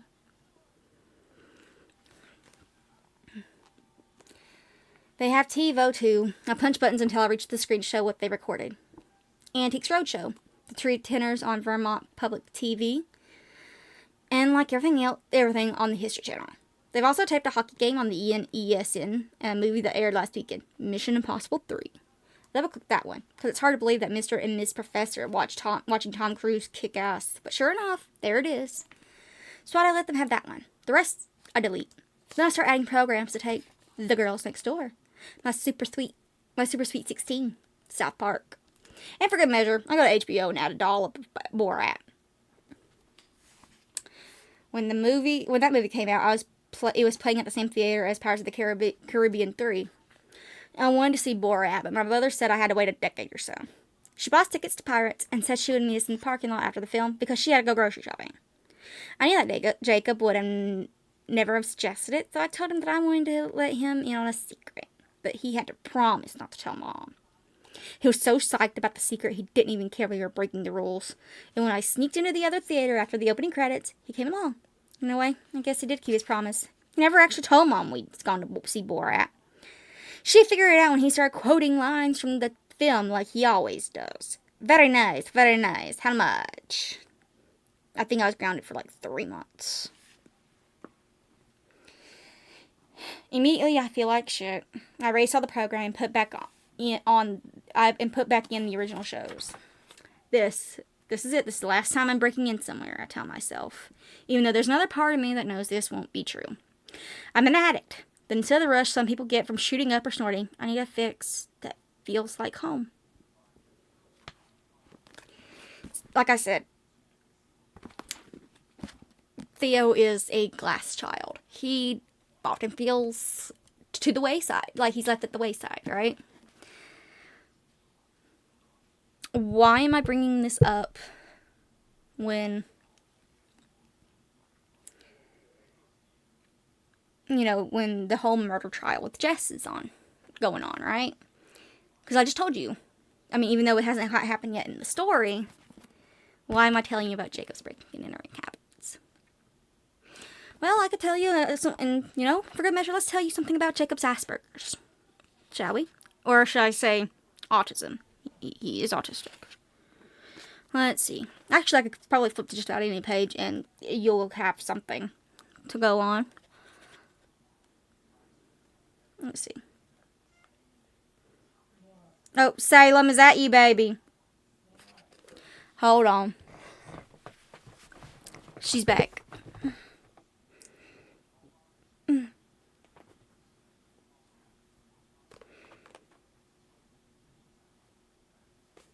Anyway. I'm just skipping to like different pages that I have wrote down here. See all of this? See all of this? You see all of this? Yeah. So page 309 is kind of where they're getting... Okay. So when they first go to arrest Jacob, his mom brought him in, right? Because of the quilt. And Rich promised her they were just going to talk. That's all it was. But in reality, Rich was going to try to interrogate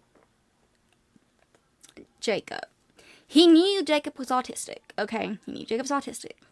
He knew how to talk to Jacob in a way to make him think that he wants to talk forensics and stuff and get Jacob really excited. Then he starts in on Jacob. Actually, I think that's... Actually, I might have to read that to get this here.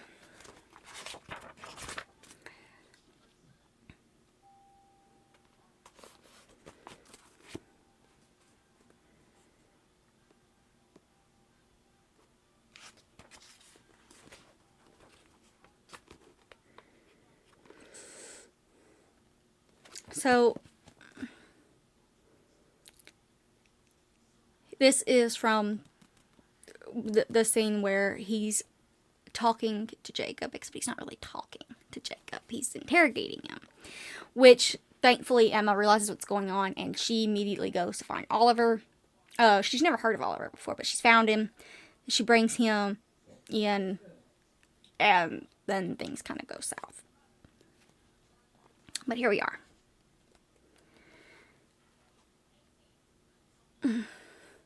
All that stuff I just described, I say leaning forward, all of that just happened to your friend Jess. What do you think about that? Talking about the autopsy. Jacob sinks deeper in his chair. I don't want to think about that. I want to tell you some of the things that were found at Jess's autopsy. Maybe you can tell me how they might have happened. He brightened considerably, ready to play the game. There were bruises that showed someone had grabbed her by the arms and choked her around the neck. Well, Jacob muses, were they fingertip bruises or handprints? You tell me, Jacob. You're the one who grabbed Jess by the arms, aren't you? His face, when he realizes he's trapped, looks a great deal like his mother's. Jacob's hands curl over the arms of his chair, and he shakes, said, no. What about choking her? You're not going to lie to me about doing that, are you? He closes his eyes and winces as if he's in pain. No. So what made you choke her? Nothing. Was it a fight? Did she say something Did she say something you didn't like? I press. Jacob moves to the edge of his chair and starts rocking. He won't look me in the eye no matter how loud my voice gets. I wish I'd had the foresight to videotape this conversation instead of audio taping it.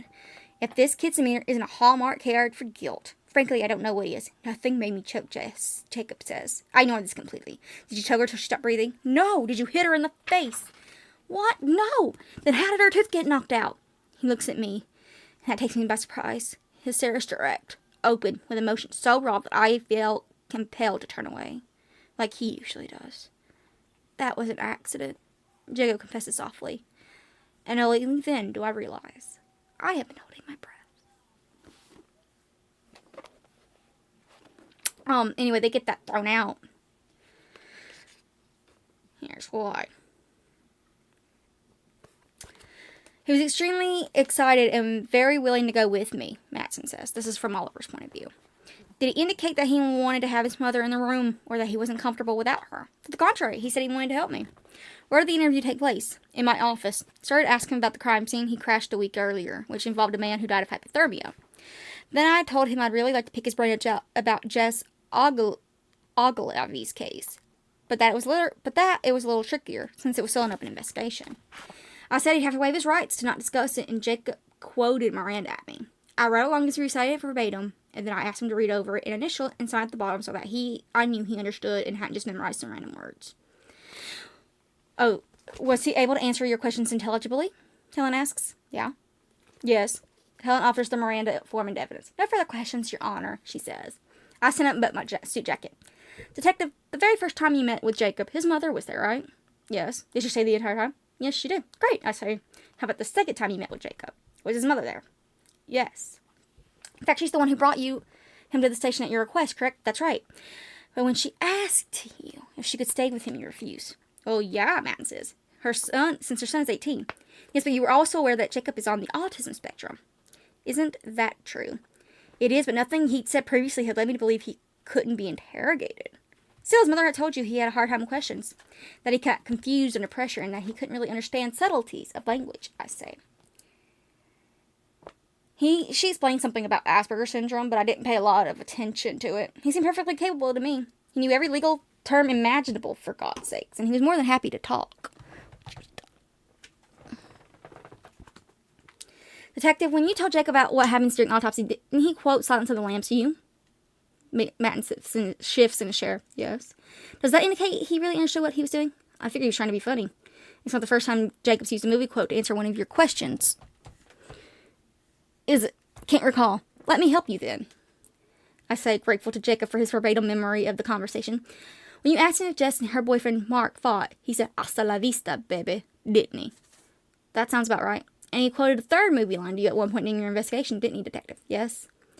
When was that? I asked him why he'd done it, and he said, love means never having to say you're sorry. The only crime Jacob Hunt committed, I argue, is quoting from a movie as sappy as Love Story. Anyway.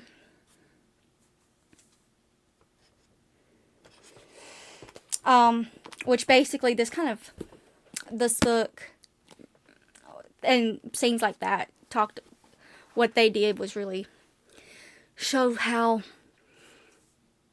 law enforcement doesn't really get autism, and they don't really care, I don't think.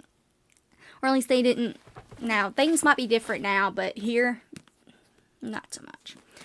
In fact, whenever Jacob's Asperger's or autism is brought up and the accommodations are brought up or requested, the prosecutor makes jokes calling his the sensory breaks safety breaks or fun breaks or whatever. The judge is a little more lenient because he doesn't want to have like the he has like the Disability Act quoted at him all the time, and he doesn't want there to be media everywhere on this if this isn't done correctly, because boy howdy, has Emma threatened.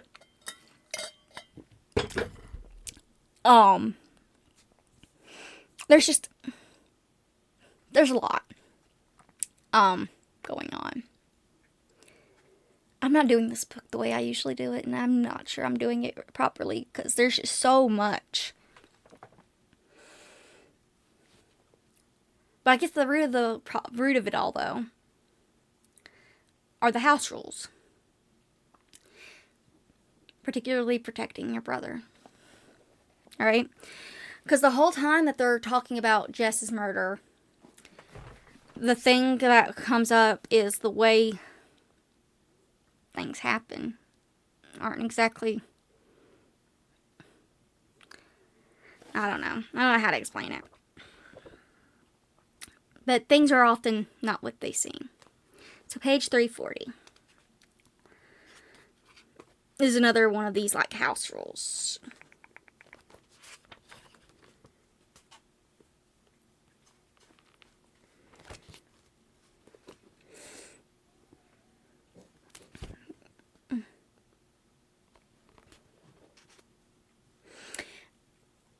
I wait for Jacob. There's not. No, here we go. Theo walks past us in the living room to a file cabinet in the back. You still doing your homework? Jacob asks. There's no really. Would you stop? Salem, why are you like this? I love you, darling, but why?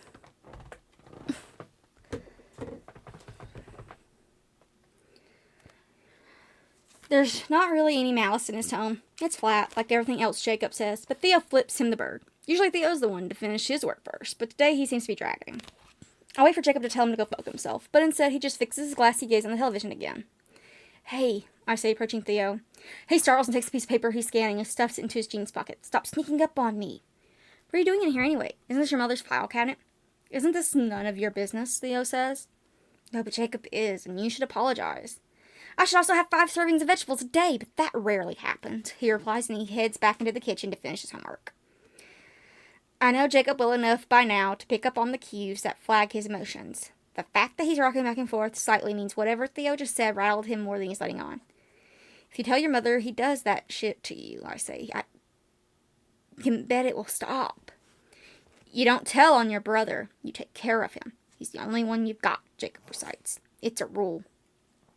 If I could only make the jury see how Jacob lives from one decree to another. If I could make the connection between a kid who won't even break one of his mother's rules, much less the law governing our country. Somehow prove that his Asperger's makes it virtually impossible for him to cross that line between right and wrong. Well, I could win his case. Bless you, darling. Like I said, house rules. And then 411. So, in the book, at one point, Theo runs away to go visit his dad. Not because he wants his dad or anything, but because he thinks his dad can help out with what's going on with Jacob. Like the case and everything. Especially in regards to costs. So he runs away. He ends up meeting, like, his half-sisters and his stepmom. His mom's pissed when she finds out because it don't take her long to find out. There's just a lot. Then when he comes home, he and Jacob have this little exchange. Which to understand this, we have to go back to the fact that Theo does breaking and entering. So, are we ready? Oh. Yes, Salem? What you doing, darling?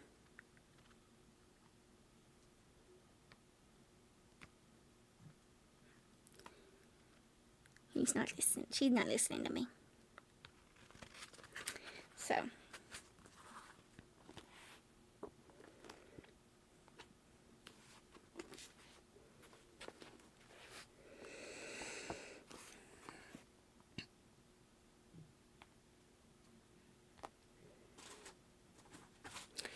There's still no one in the house, and I don't even have to jimmy the back door. It's been left unlocked. The cane is still leaning against the entryway hall, and that same hoodie is hanging, but now there's a wool coat too, and a pair of work boots. Someone's finished the bottle of red wine. There's a Bose stereo on the counter that wasn't there last week, and a hot pink iPad Nano is charging in the dock. I push the power button and see that Neo is queued up. Either these are the hippest professors ever, or the Rand kids need to stop leaving their shit lying around. The tea kettle is sitting on the stove, so I fill it up and turn on the burner while I rummage around the cabinets for a tea bag. They are hiding on a shelf behind a roll of tinfoil. I choose Mango Madness, and while my water is heating, I scroll through the iPad. I'm impressed. My mom can barely figure out how to use iTunes, and yet here is some elderly professor couple whizzing through technology. Forgetting my tea, I creep into the living room, past the Monster Entertainment System, and up the stairs. The water sound is coming from the master's bathroom suite. The bed's unmade. It's a quilt with roses embroidered all over it, and there's a pile of clothes on a chair. I pick up a lacy bra and run my hands over the straps. That's when I realize that the bathroom door's ajar, and that I can sort of see the shower reflected in the mirror. My day has gotten considerably better in the past 30 seconds. They're steamed so I can only make out the curves when she turns, and the fact that her hair reaches her shoulders. She's humming and she's wicked off-key. Turn, I silently beg. Full frontal. Oh, crap, the woman says, and suddenly she opens the door of the shower. I see her arm emerge as she blindly feels around for a towel, which is hanging on a rack beside the shower door, and wipes her eyes. I hold my breath, staring at her shoulder. Her boob. Still blinking, she lets go of the towel and turns. In that second, our eyes meet.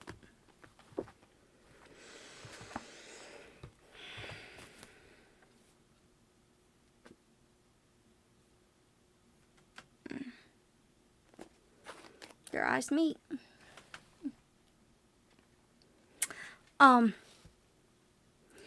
Yeah, Jacob breaks and enters a lot. And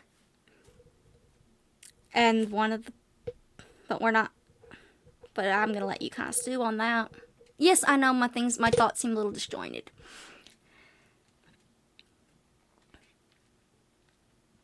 But I'm kind of watching her. I'm sure you are too. Salem! And, yeah. And she's... And there's just so much that I should have labeled my information better, because I'm trying to think about which page is what. Like, why... Thanks, Salem. There went my... You had me at meow.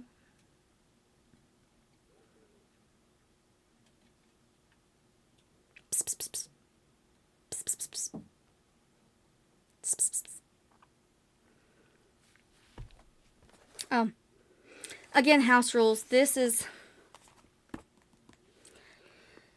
one of the times where Theo... I highlighted this one, though, I remember, because it showed Theo trying to protect his brother. So... this is back when they were younger, and Theo thought he had friends. He was playing frisbee with some people, and then Jacob showed up, and things got out of hand. To my surprise, Jacob, who couldn't catch a freaking cold if he tried, napped the frisbee and started to run with it. I froze, but Tyler took off after him. Hey, retard, he yelled at Jacob. I'm gonna kick your ass. He was faster than Jacob. Big surprise. And he tackled my brother to the ground. He lifted his hand to deck Jacob, but by then I was on his back, yanking him off and straddling his body as the frisbee went spinning into the street. You don't fucking touch him, I yelled into Tyler's face. If anyone's gonna beat up my brother, it's gonna be me. I left him in the dirt, coughing, and then I took Jacob's hand and walked him to the front of the school, where I couldn't hear the girls whispering about me and my dork of a brother, where there were enough teachers milling around to keep Tyler and Wally from jumping me in revenge. I wanted to play, Jacob said. Well, they didn't want you to play, I told him. He kicked up the dirt. I wish I could be the big brother. Technically he was, but he wasn't talking about age. He just didn't know how to say what he meant.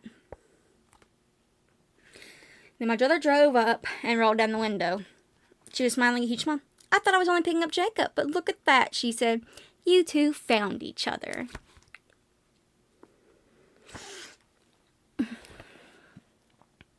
Okay. Here's the thing. We know that Jess has died, right? And we know Jacob knows more than he's letting on. It's evidenced all throughout the book.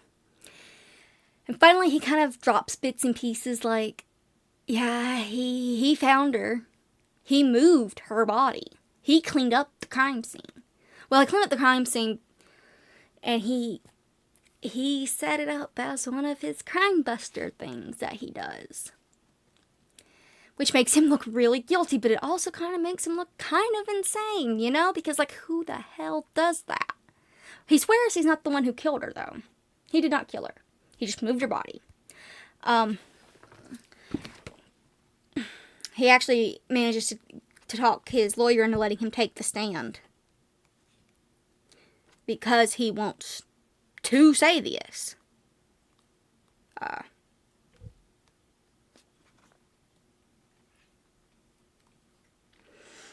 Like, Jacob gets really pissed. Because he progressively gets angrier during the proceedings, because nobody's listening to him, nobody's telling him the truth, no one's telling the truth, and that's like a big thing to him, and nobody's listening to him. And finally, he's like, just let me talk, because that's all he wants to do. He wants to talk. Well, they finally let him. And, yeah.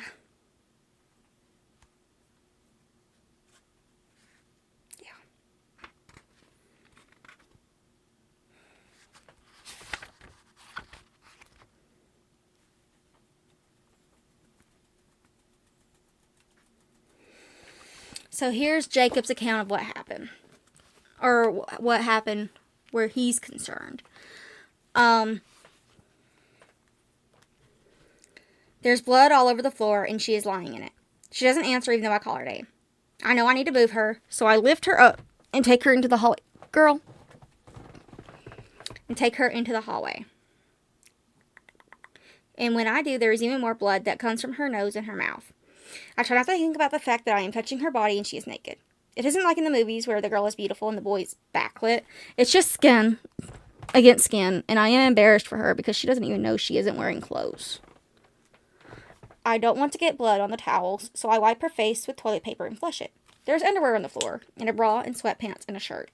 I put the bra on first, and I know how because I watch HBO and have seen them being taken off. All I have to do is do it in reverse.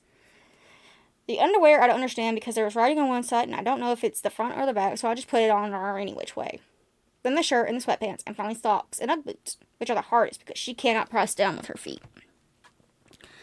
I pick her up over my shoulder. She is heavier than I thought she would be, and try to get her down the stairs. There is a turn on the landing, and I trip over my feet, and we both fall. I land on top of her, and when I roll over, her tooth is knocked out. I know it didn't hurt her, but it still makes me feel like I'm going to be sick. The bruises and the broken nose are for some reason, weren't nearly as bad as seeing her with that missing front tooth. I sit her up in an armchair. Wait here, I say, and then I laugh out loud because she can't hear me. Upstairs, I mop up the blood with more toilet paper, the whole roll. It is still smeary and wet. In the laundry closet, I find bleach, and I pour it on the floor and use another roll of toilet paper to dry it off. It does cross my mind that I might get caught, and that is when I decide to just clean up, but not just to clean up, make it look like a crime scene that leads in a different direction. I pack a bag of extra clothes and take her toothbrush. I type a note and stick it in the mailbox. I put on a pair of boots too big to be hers and walk around outside. Cut the screen, put the kitchen knife in the dishwasher, turn on the quick cycle. I want to be obvious because Mark is not too smart. Basically, he sets Mark up. I make sure to wipe the footprints on the porch and the driveway. Inside, I put the backpack on my shoulders and make sure I am not forgetting anything. I know I should leave the stools knocked over and the CD scattered on the living room floor, but I just can't. Bless you. So I pick up the stools in the mail and I organize the CDs the way I think she would have liked them. I try to carry her into the woods, but she gets heavier with every step, so after a while, I have to drag her. I want her to be somewhere where I know she won't have to sit in the wind or rain or snow. I like the culvert because I can get to it from the highway instead of going past her house. I think about her even when I'm not here. Even when I know the police and all are all looking, and I could so easily be distracted by tracking their progress or lack thereof. That's when I come back to visit. I bring my quilt. It was something I always said liked, and I think she would have been really proud of me for wrapping her in it. Good job, Jacob, she would have said. Just thinking of someone else for a change. Little did she know that was all I was thinking about.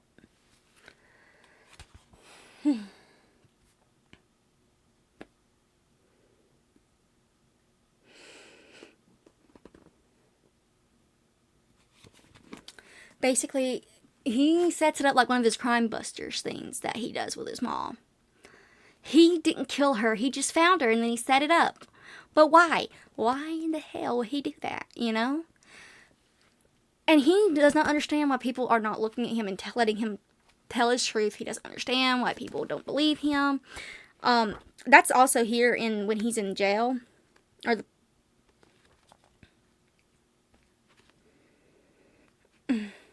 He can't handle it, or he's not good at it. And to the point that he just starts talking in the Fibonacci spiral. 1, 1, 2, 3, 5, 8, 13, and so on. This is the Fibonacci sequence. It can be defined explicitly, and then he shows it. This means that it is an equation based on its previous values. I am forcing myself to think in numbers because no one seems to understand that what I say when I speak English. It is like a Twilight Zone episode where words suddenly have changed their meaning. I say stop, and it keeps going. I ask to leave, and they lock me up tighter. This leads me to two conclusions. I am being punked. However, I don't think my mother would have let the joke go on for quite this long, which leads me to no matter what I say, no matter how clearly I say it, no one understands me, which means I must find a better method of communication. Numbers are universal, a language that transcends countries and time. This is a test. If someone, just one person, can understand me, then there is hope, and he'll understand what happened at Jess's house too. You can see Fibonacci numbers in the flowering of an artichoke or the scales of a pine cone. You can use their sequence to explain how rabbits reproduce. An officer comes in carrying a tray. Behind him is a nurse. "Hey, kid," he says, waving his hand in front of me. "Say something." "One." I'm like, "Huh? One? One what? Two." I say, "It's dinner time," the officer tells me. 3. "You gonna eat this or throw it again?" 5. "Think it's pudding tonight," the officer says, pulling the cover off the tray. 8. He inhales deeply. "Yum." 13. Finally gives up. "I told you, it's like he's on a different planet." 21, I say. The nurse shrugs and lifts up a needle. "Blackjack," she says, and she plunges a syringe into my bottom while the officer holds me still. After they are gone, I lie on the floor with my finger. I write the equation of the Fibonacci sequence in the air. I do this until it gets blurry, till my finger is as heavy as a brick. The last thing I remember thinking before I disappear is that numbers make sense. You cannot say the same about people.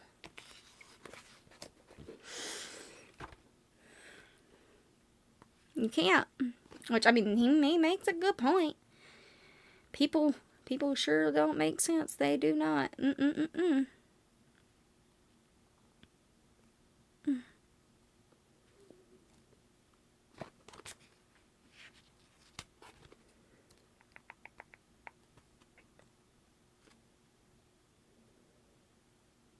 Um.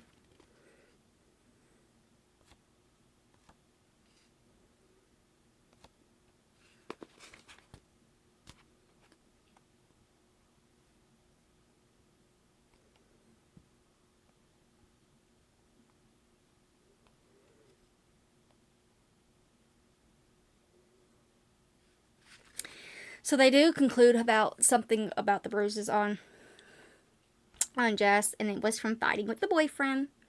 She's like, great. You know.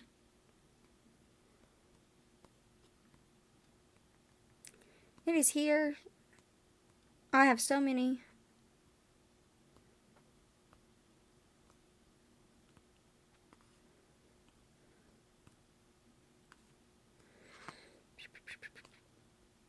And it's in Theo's point of view.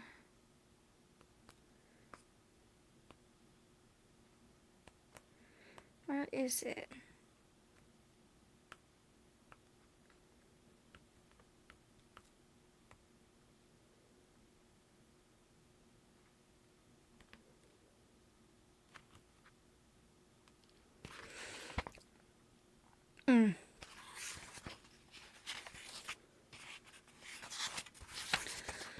There is a moment with Rich where he talks about,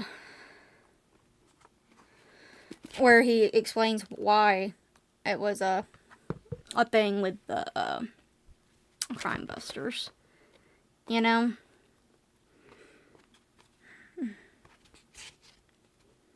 Oh, here we go. So, again, remember Theo's breaking and entering. I'm sure you can all probably see where this is going, but still.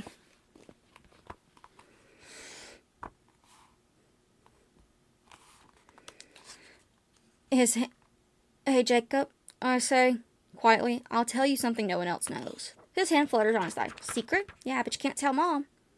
I want to tell him. I've wanted to tell someone for so long now. But maybe Jacob is right. In the absence of having space in the world, the thing that's left behind just gets bigger and more unrecognizable. Swells in my throat, steals all the air in the room, and suddenly I'm blubbering like a baby. I'm wiping with my eyes with my sleeves and trying to pretend that my brother isn't in court. My brother isn't going to jail, and that this isn't current payment for all the bad things I've done and all the bad things I've thought. All the bad thoughts I've had. I was there, I blurt out. I was there the day Jess died. Jacob doesn't look at me. Maybe that's easier. He flutters his hand a little faster and then brings it up to his throat. I know. He says, my eyes widen. You do? Of course I do. I saw your footprints. He stares just over my shoulder. That's why I had to do it. Oh my God, she told Jacob that I'd been spying on her naked and that she was going to go to the cops, and he shut her up. Now I'm sobbing. I can barely catch my breath. I'm sorry. He doesn't touch me or hug me or comfort me the way my mom would, the way any other human would. Jacob just keeps fanning his fingers, and then he says, I'm sorry, like I did, an echo that's been stripped of its music, like rain on tin. It's prosody. It's part of Asperger's. When Jacob was little, he would read questions that I asked and throw them back at me like a baseball pitch instead of answering. My mom told me this was like his movie quotes, a verbal stem. It was Jacob's way of feeling the words in his mouth when he had nothing to say in return. But all the same, I let myself pretend it's his robotic, monotone way of asking for my forgiveness, too.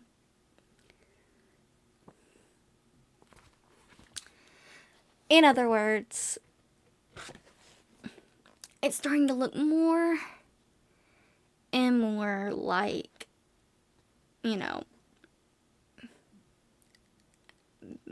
Jacob's covering. And in a way, he is. The day that everything happens with Jess, or rather the day after, when he first has his meltdown after he goes to Jess's for his usual session with her, and he finds her, and he sets everything up like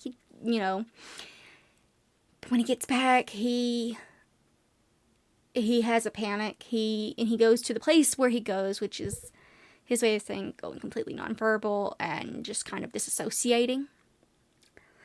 But when he gets back to himself, what he does is does fingerprint analysis on an iPod or an iPad that he found, that he then hides in his Jemima duck that he had. A Jemima puddle duck. Some kind of toy he had when he was a kid. He sews her up and puts it in. He also does, fingerprint analysis and stuff, and he doesn't like what he sees because at least he knows that what he did was right in his mind. Because, the house rules, you protect your brother. And everything pointed to his brother being there. And in Jacob's mind, that meant his brother might have killed Jess. So he covered. Except, it turns out that's not entirely true, but I'll get to that. First.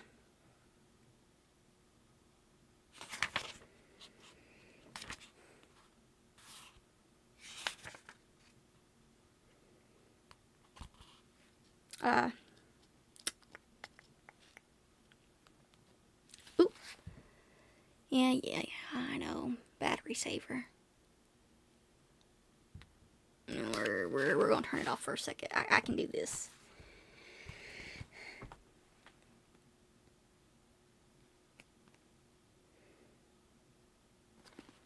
So, after Jacob tells his truth to the jury, they're in deliberation, and during deliberation is Theo's 16th birthday.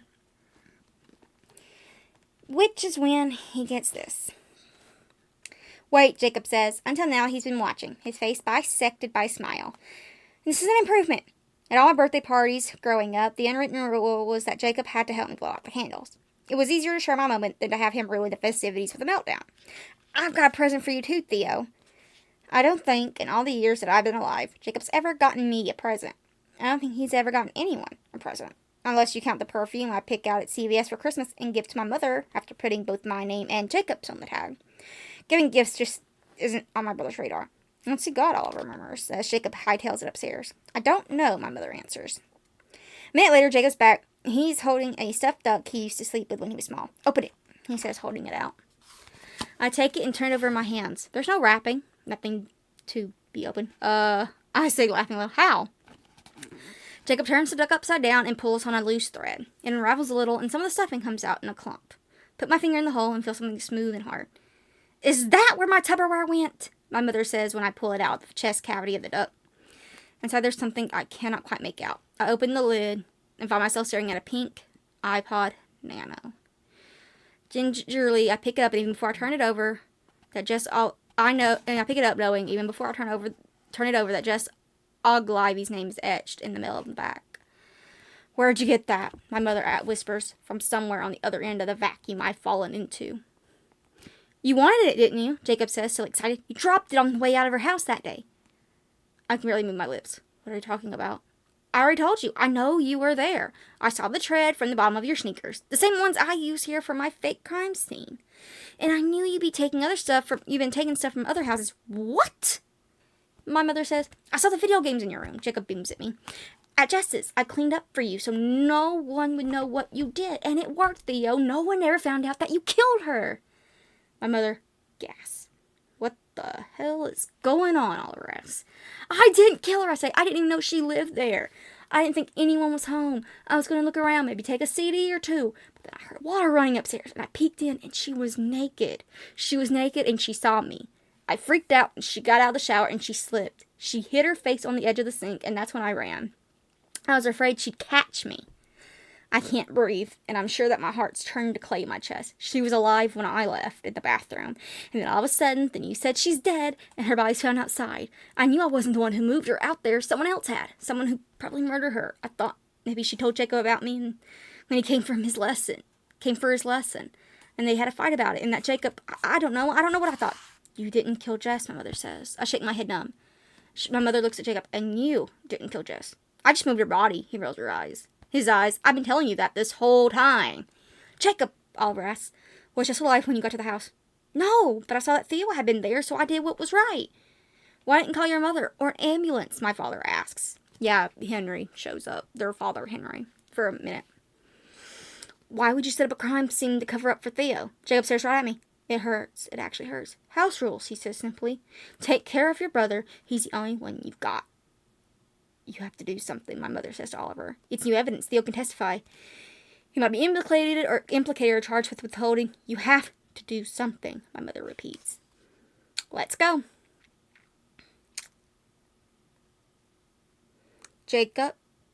My brother turns around. I don't know what to say. He awkwardly pats my shoulder. Don't worry, Jacob replies. That happens to me all the time. Yeah.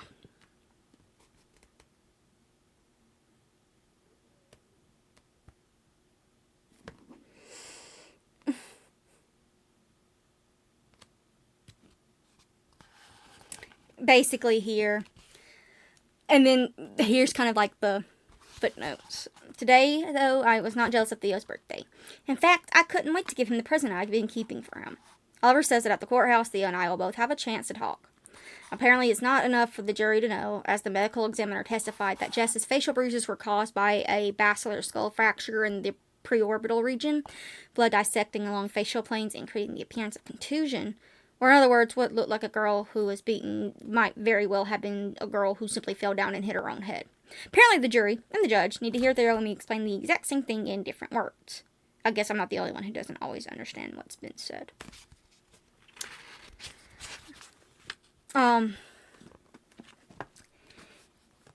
So, there you have it. Jess died, but it wasn't murder. It wasn't because of a jealous boyfriend.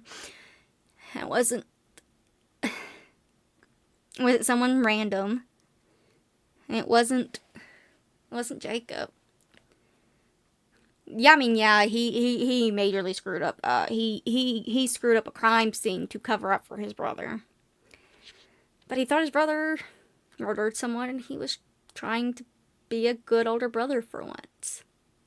And I say that because usually, it's Theo protecting Jacob from bullies, from himself, But this time, Jacob wanted to come through for Theo, and it just didn't translate well.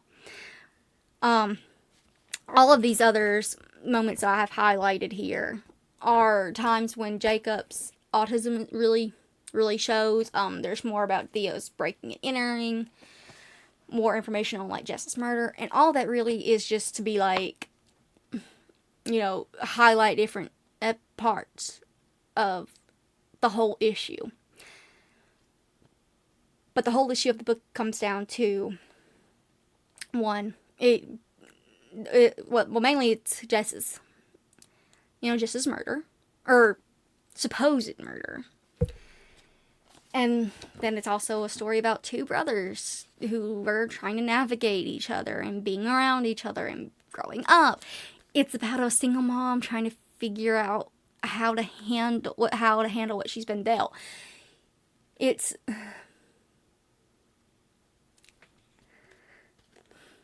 life. It's messy. It's a messy story, and that's why there's so much shit to wade through with it, because it is messy, just like life. Again, this is a kid. Jacob's just trying to figure this shit out. He doesn't understand, He does, but he doesn't.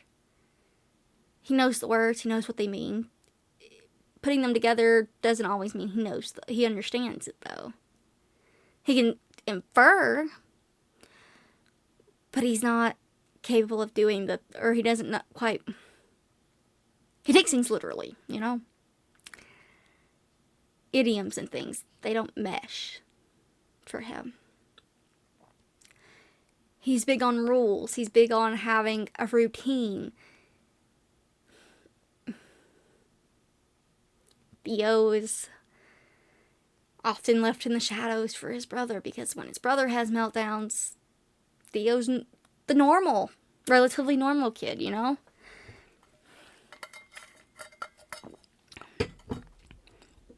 then Jess, at the heart of it all, she's the one who brings them all together, which kind of is interesting to think about when she is supposed to be doing that anyway, since she was supposed to help Jacob with his social stuff, to be better at being social, and she kind of did bring his family closer together. I mean, what brings people closer together than being accused of murder,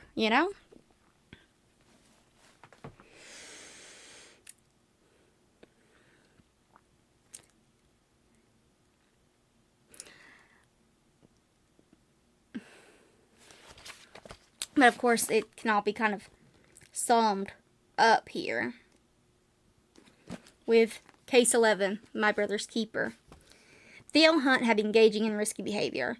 His peeping Tom excursions had escalated into entering empty homes and taking souvenirs, electronic games, and MP3 devices. On the afternoon of January 12, 2010, he entered the home of a local college professor. Unbeknownst to him, the house sitter, graduate student Jess Ogilvy, was upstairs showering. He made himself a cup of tea, and then heard noises overhead and went to investigate. It's hard to know who was more surprised, Ogilvy, who found a strange boy in her bathroom while she was stark naked, or Theo Hunt, who realized that he knew the girl in the shower, who tutored his older brother, Jacob. Ogilvy reached for a towel and exited the stall, but she stumbled, striking her head on the edge of the sink. As she struggled to her feet again, Theo Hunt ran, overturning the CD rack, several stools, and the mail on the counter during his speedy exit. 2 hours later, Theo's brother Jacob arrived for his weekly tutoring session. A student of forensic science, he was surprised to notice a familiar footprint on the porch, the Vans sneaker tread that matched a pair belonging to his brother. Upon entering the unlocked house, Jacob found it in disarray. He called out but received no answer. Further investigation upstairs led to the discovery of Jess Ogilvy lying naked in a pool of blood. Making the assumption that his brother was involved in her death, possibly during an altercation in the midst of a botched robbery, Jacob proceeded to alter the crime scene so that it would point away from Theo. He cleaned up and dressed the body and moved it downstairs, stumbling once on the staircase, which resulted in Ogilvy's front tooth being knocked out post-mortem. Using bleach, he cleaned up the bathroom to remove blood evidence. He picked up the overturned furniture and CDs and mail and proceeded to create a crime scene that might have been interpreted by authorities at first glance as a kidnapping, and at second glance as a cover-up perpetrated by Ogilvy's stupid jerk of a boyfriend, Mark McGuire. In order to do this, Hunt had to put himself in the mind of a borderline idiot who might attempt, poorly, to make a murder seem like a kidnapping. He packed some of Ogilvy's clothes and toiletries in a backpack and made sure that they were not clothes routinely worn by Ogilvy, which someone less astute, like Mark McGuire, would have never realized. He left a typed note, allegedly from Ogilvy herself, asking for the mail to be temporarily stopped, as if she had decided to take a trip. He then cut the screen in the kitchen with a butcher knife, a red herring for forced entry. Finally, he walked below the screen outside wearing Mark McGuire's boots so that the police would trace this cover-up back to Agalavi's boyfriend. Then Hunt carried Agalavi's body to a culvert several hundred yards from the house and waited for investigators to piece together the information he left them. Jacob, however, neglected to realize at the time that he might be implicating himself in the murder. He neglected to consider that the scene he'd come across, at worst murder at his brother's hand, and at best a death accidentally caused by Theo, might instead be death by natural causes. A slippery floor, a skull fracture, and a hematoma. None of this, however, really matters. In the years afterward, Jacob's motive for restructuring the crime scene and moving the body was hotly debated. Some felt that as there can be crimes of passion, there could be crime scenes of brotherly love. Others felt that Jacob's fixation of forensic science came into play. He wanted to experience the thrill of a murderer might feel, waiting for the authorities to figure out the trail he left behind. Think whatever you want. The only thing that really matters is this. I'd do it all over again. AKA, the case studies are from Jacob. But again, just like Jacob said, that's up for you to decide if he did it really to save Theo or not. I want to think he did, but at the same time, reading through all of this about Theo's autism, about Jacob's autism, you see all of that, I see all of my little notes.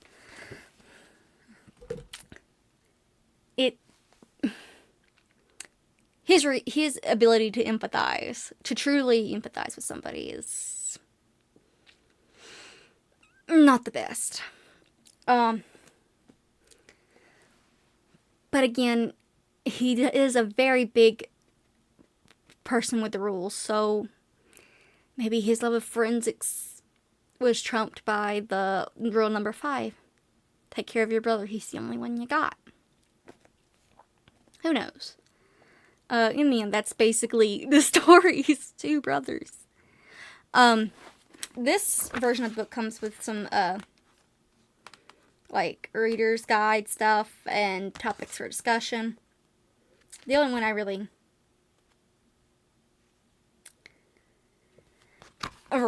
kind of thought was interesting is, it's narrated by 5 characters.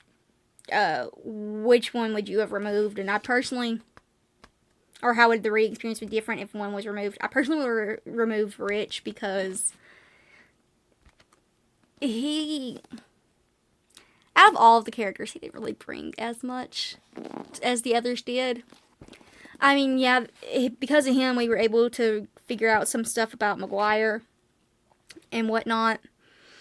But still, out of all the other characters, he was the least memorable to me. All in all, the story is Jacob's story, even though actually, it's really just the story of the Hunt family in general. I mean, could you imagine? Anyway, this is one of my longer episodes. Sorry. Not sorry. Maybe. But now let's see what I'm going to be reading next. I'm going to be dating this because I don't know when this will be actually released, but it's getting time for spooky season, so maybe something spooky. We'll see. Again, this is probably going to be released sometime next year, so... when this is released, this will be dated. Or considered outdated. But where I am right now, in the present of this recording, it's getting to be spooky season. I kind of want to be spooked a little. Or at least on the edge of my seat, so... let's see what I got. I got something from a classic. You ever heard of Lois Duncan? She's the one who made I Know What You Did Last Summer. I know more people were probably more familiar with the movie, or the movie series, because I think there's 2 or 3 sequels to go with the main movie. But it was originally a book. Some people prefer the book, some people prefer the movie. There are deviations, so that both, entries are different, kind of like they're alternate universes of each other, I guess. But this one is called Don't Look Behind You by Lois Duncan. Someone's watching. With tennis lessons, a popular boyfriend, and an upcoming prom, April Corkin's life seems too good to be true. But when her father's testimony convicts a notorious drug dealer, the whole family must enter the federal witness security program.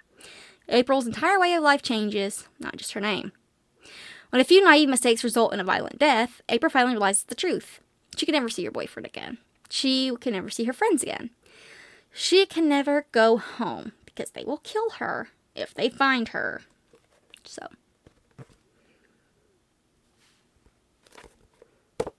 I can't wait. So this. Oh, this is neat. See, look at this. Look at this. Look at this. It is nice, isn't it?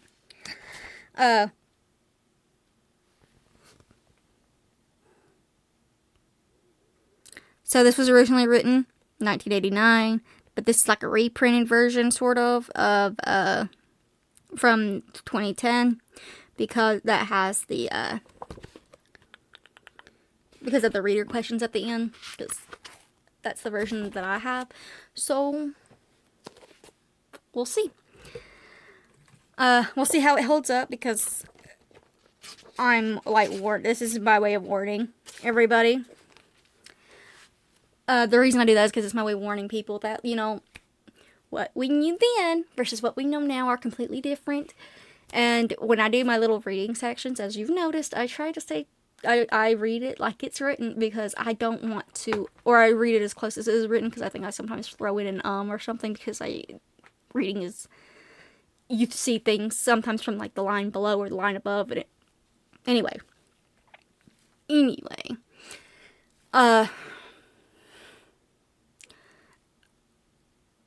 what we know now versus what we knew then, or what we thought we knew then, are very different. I read the sections as they are, because again, I'm trying to be authentic. Because that's just, you know, it is what it is. Again, like with house rules, if something comes up, I do like to throw in my interjections. So, yeah. This has been Courtney McCullough from Courtney's Book Club and Ageless Writer Studios. This has been Salem, and we'll see you next time. Bye.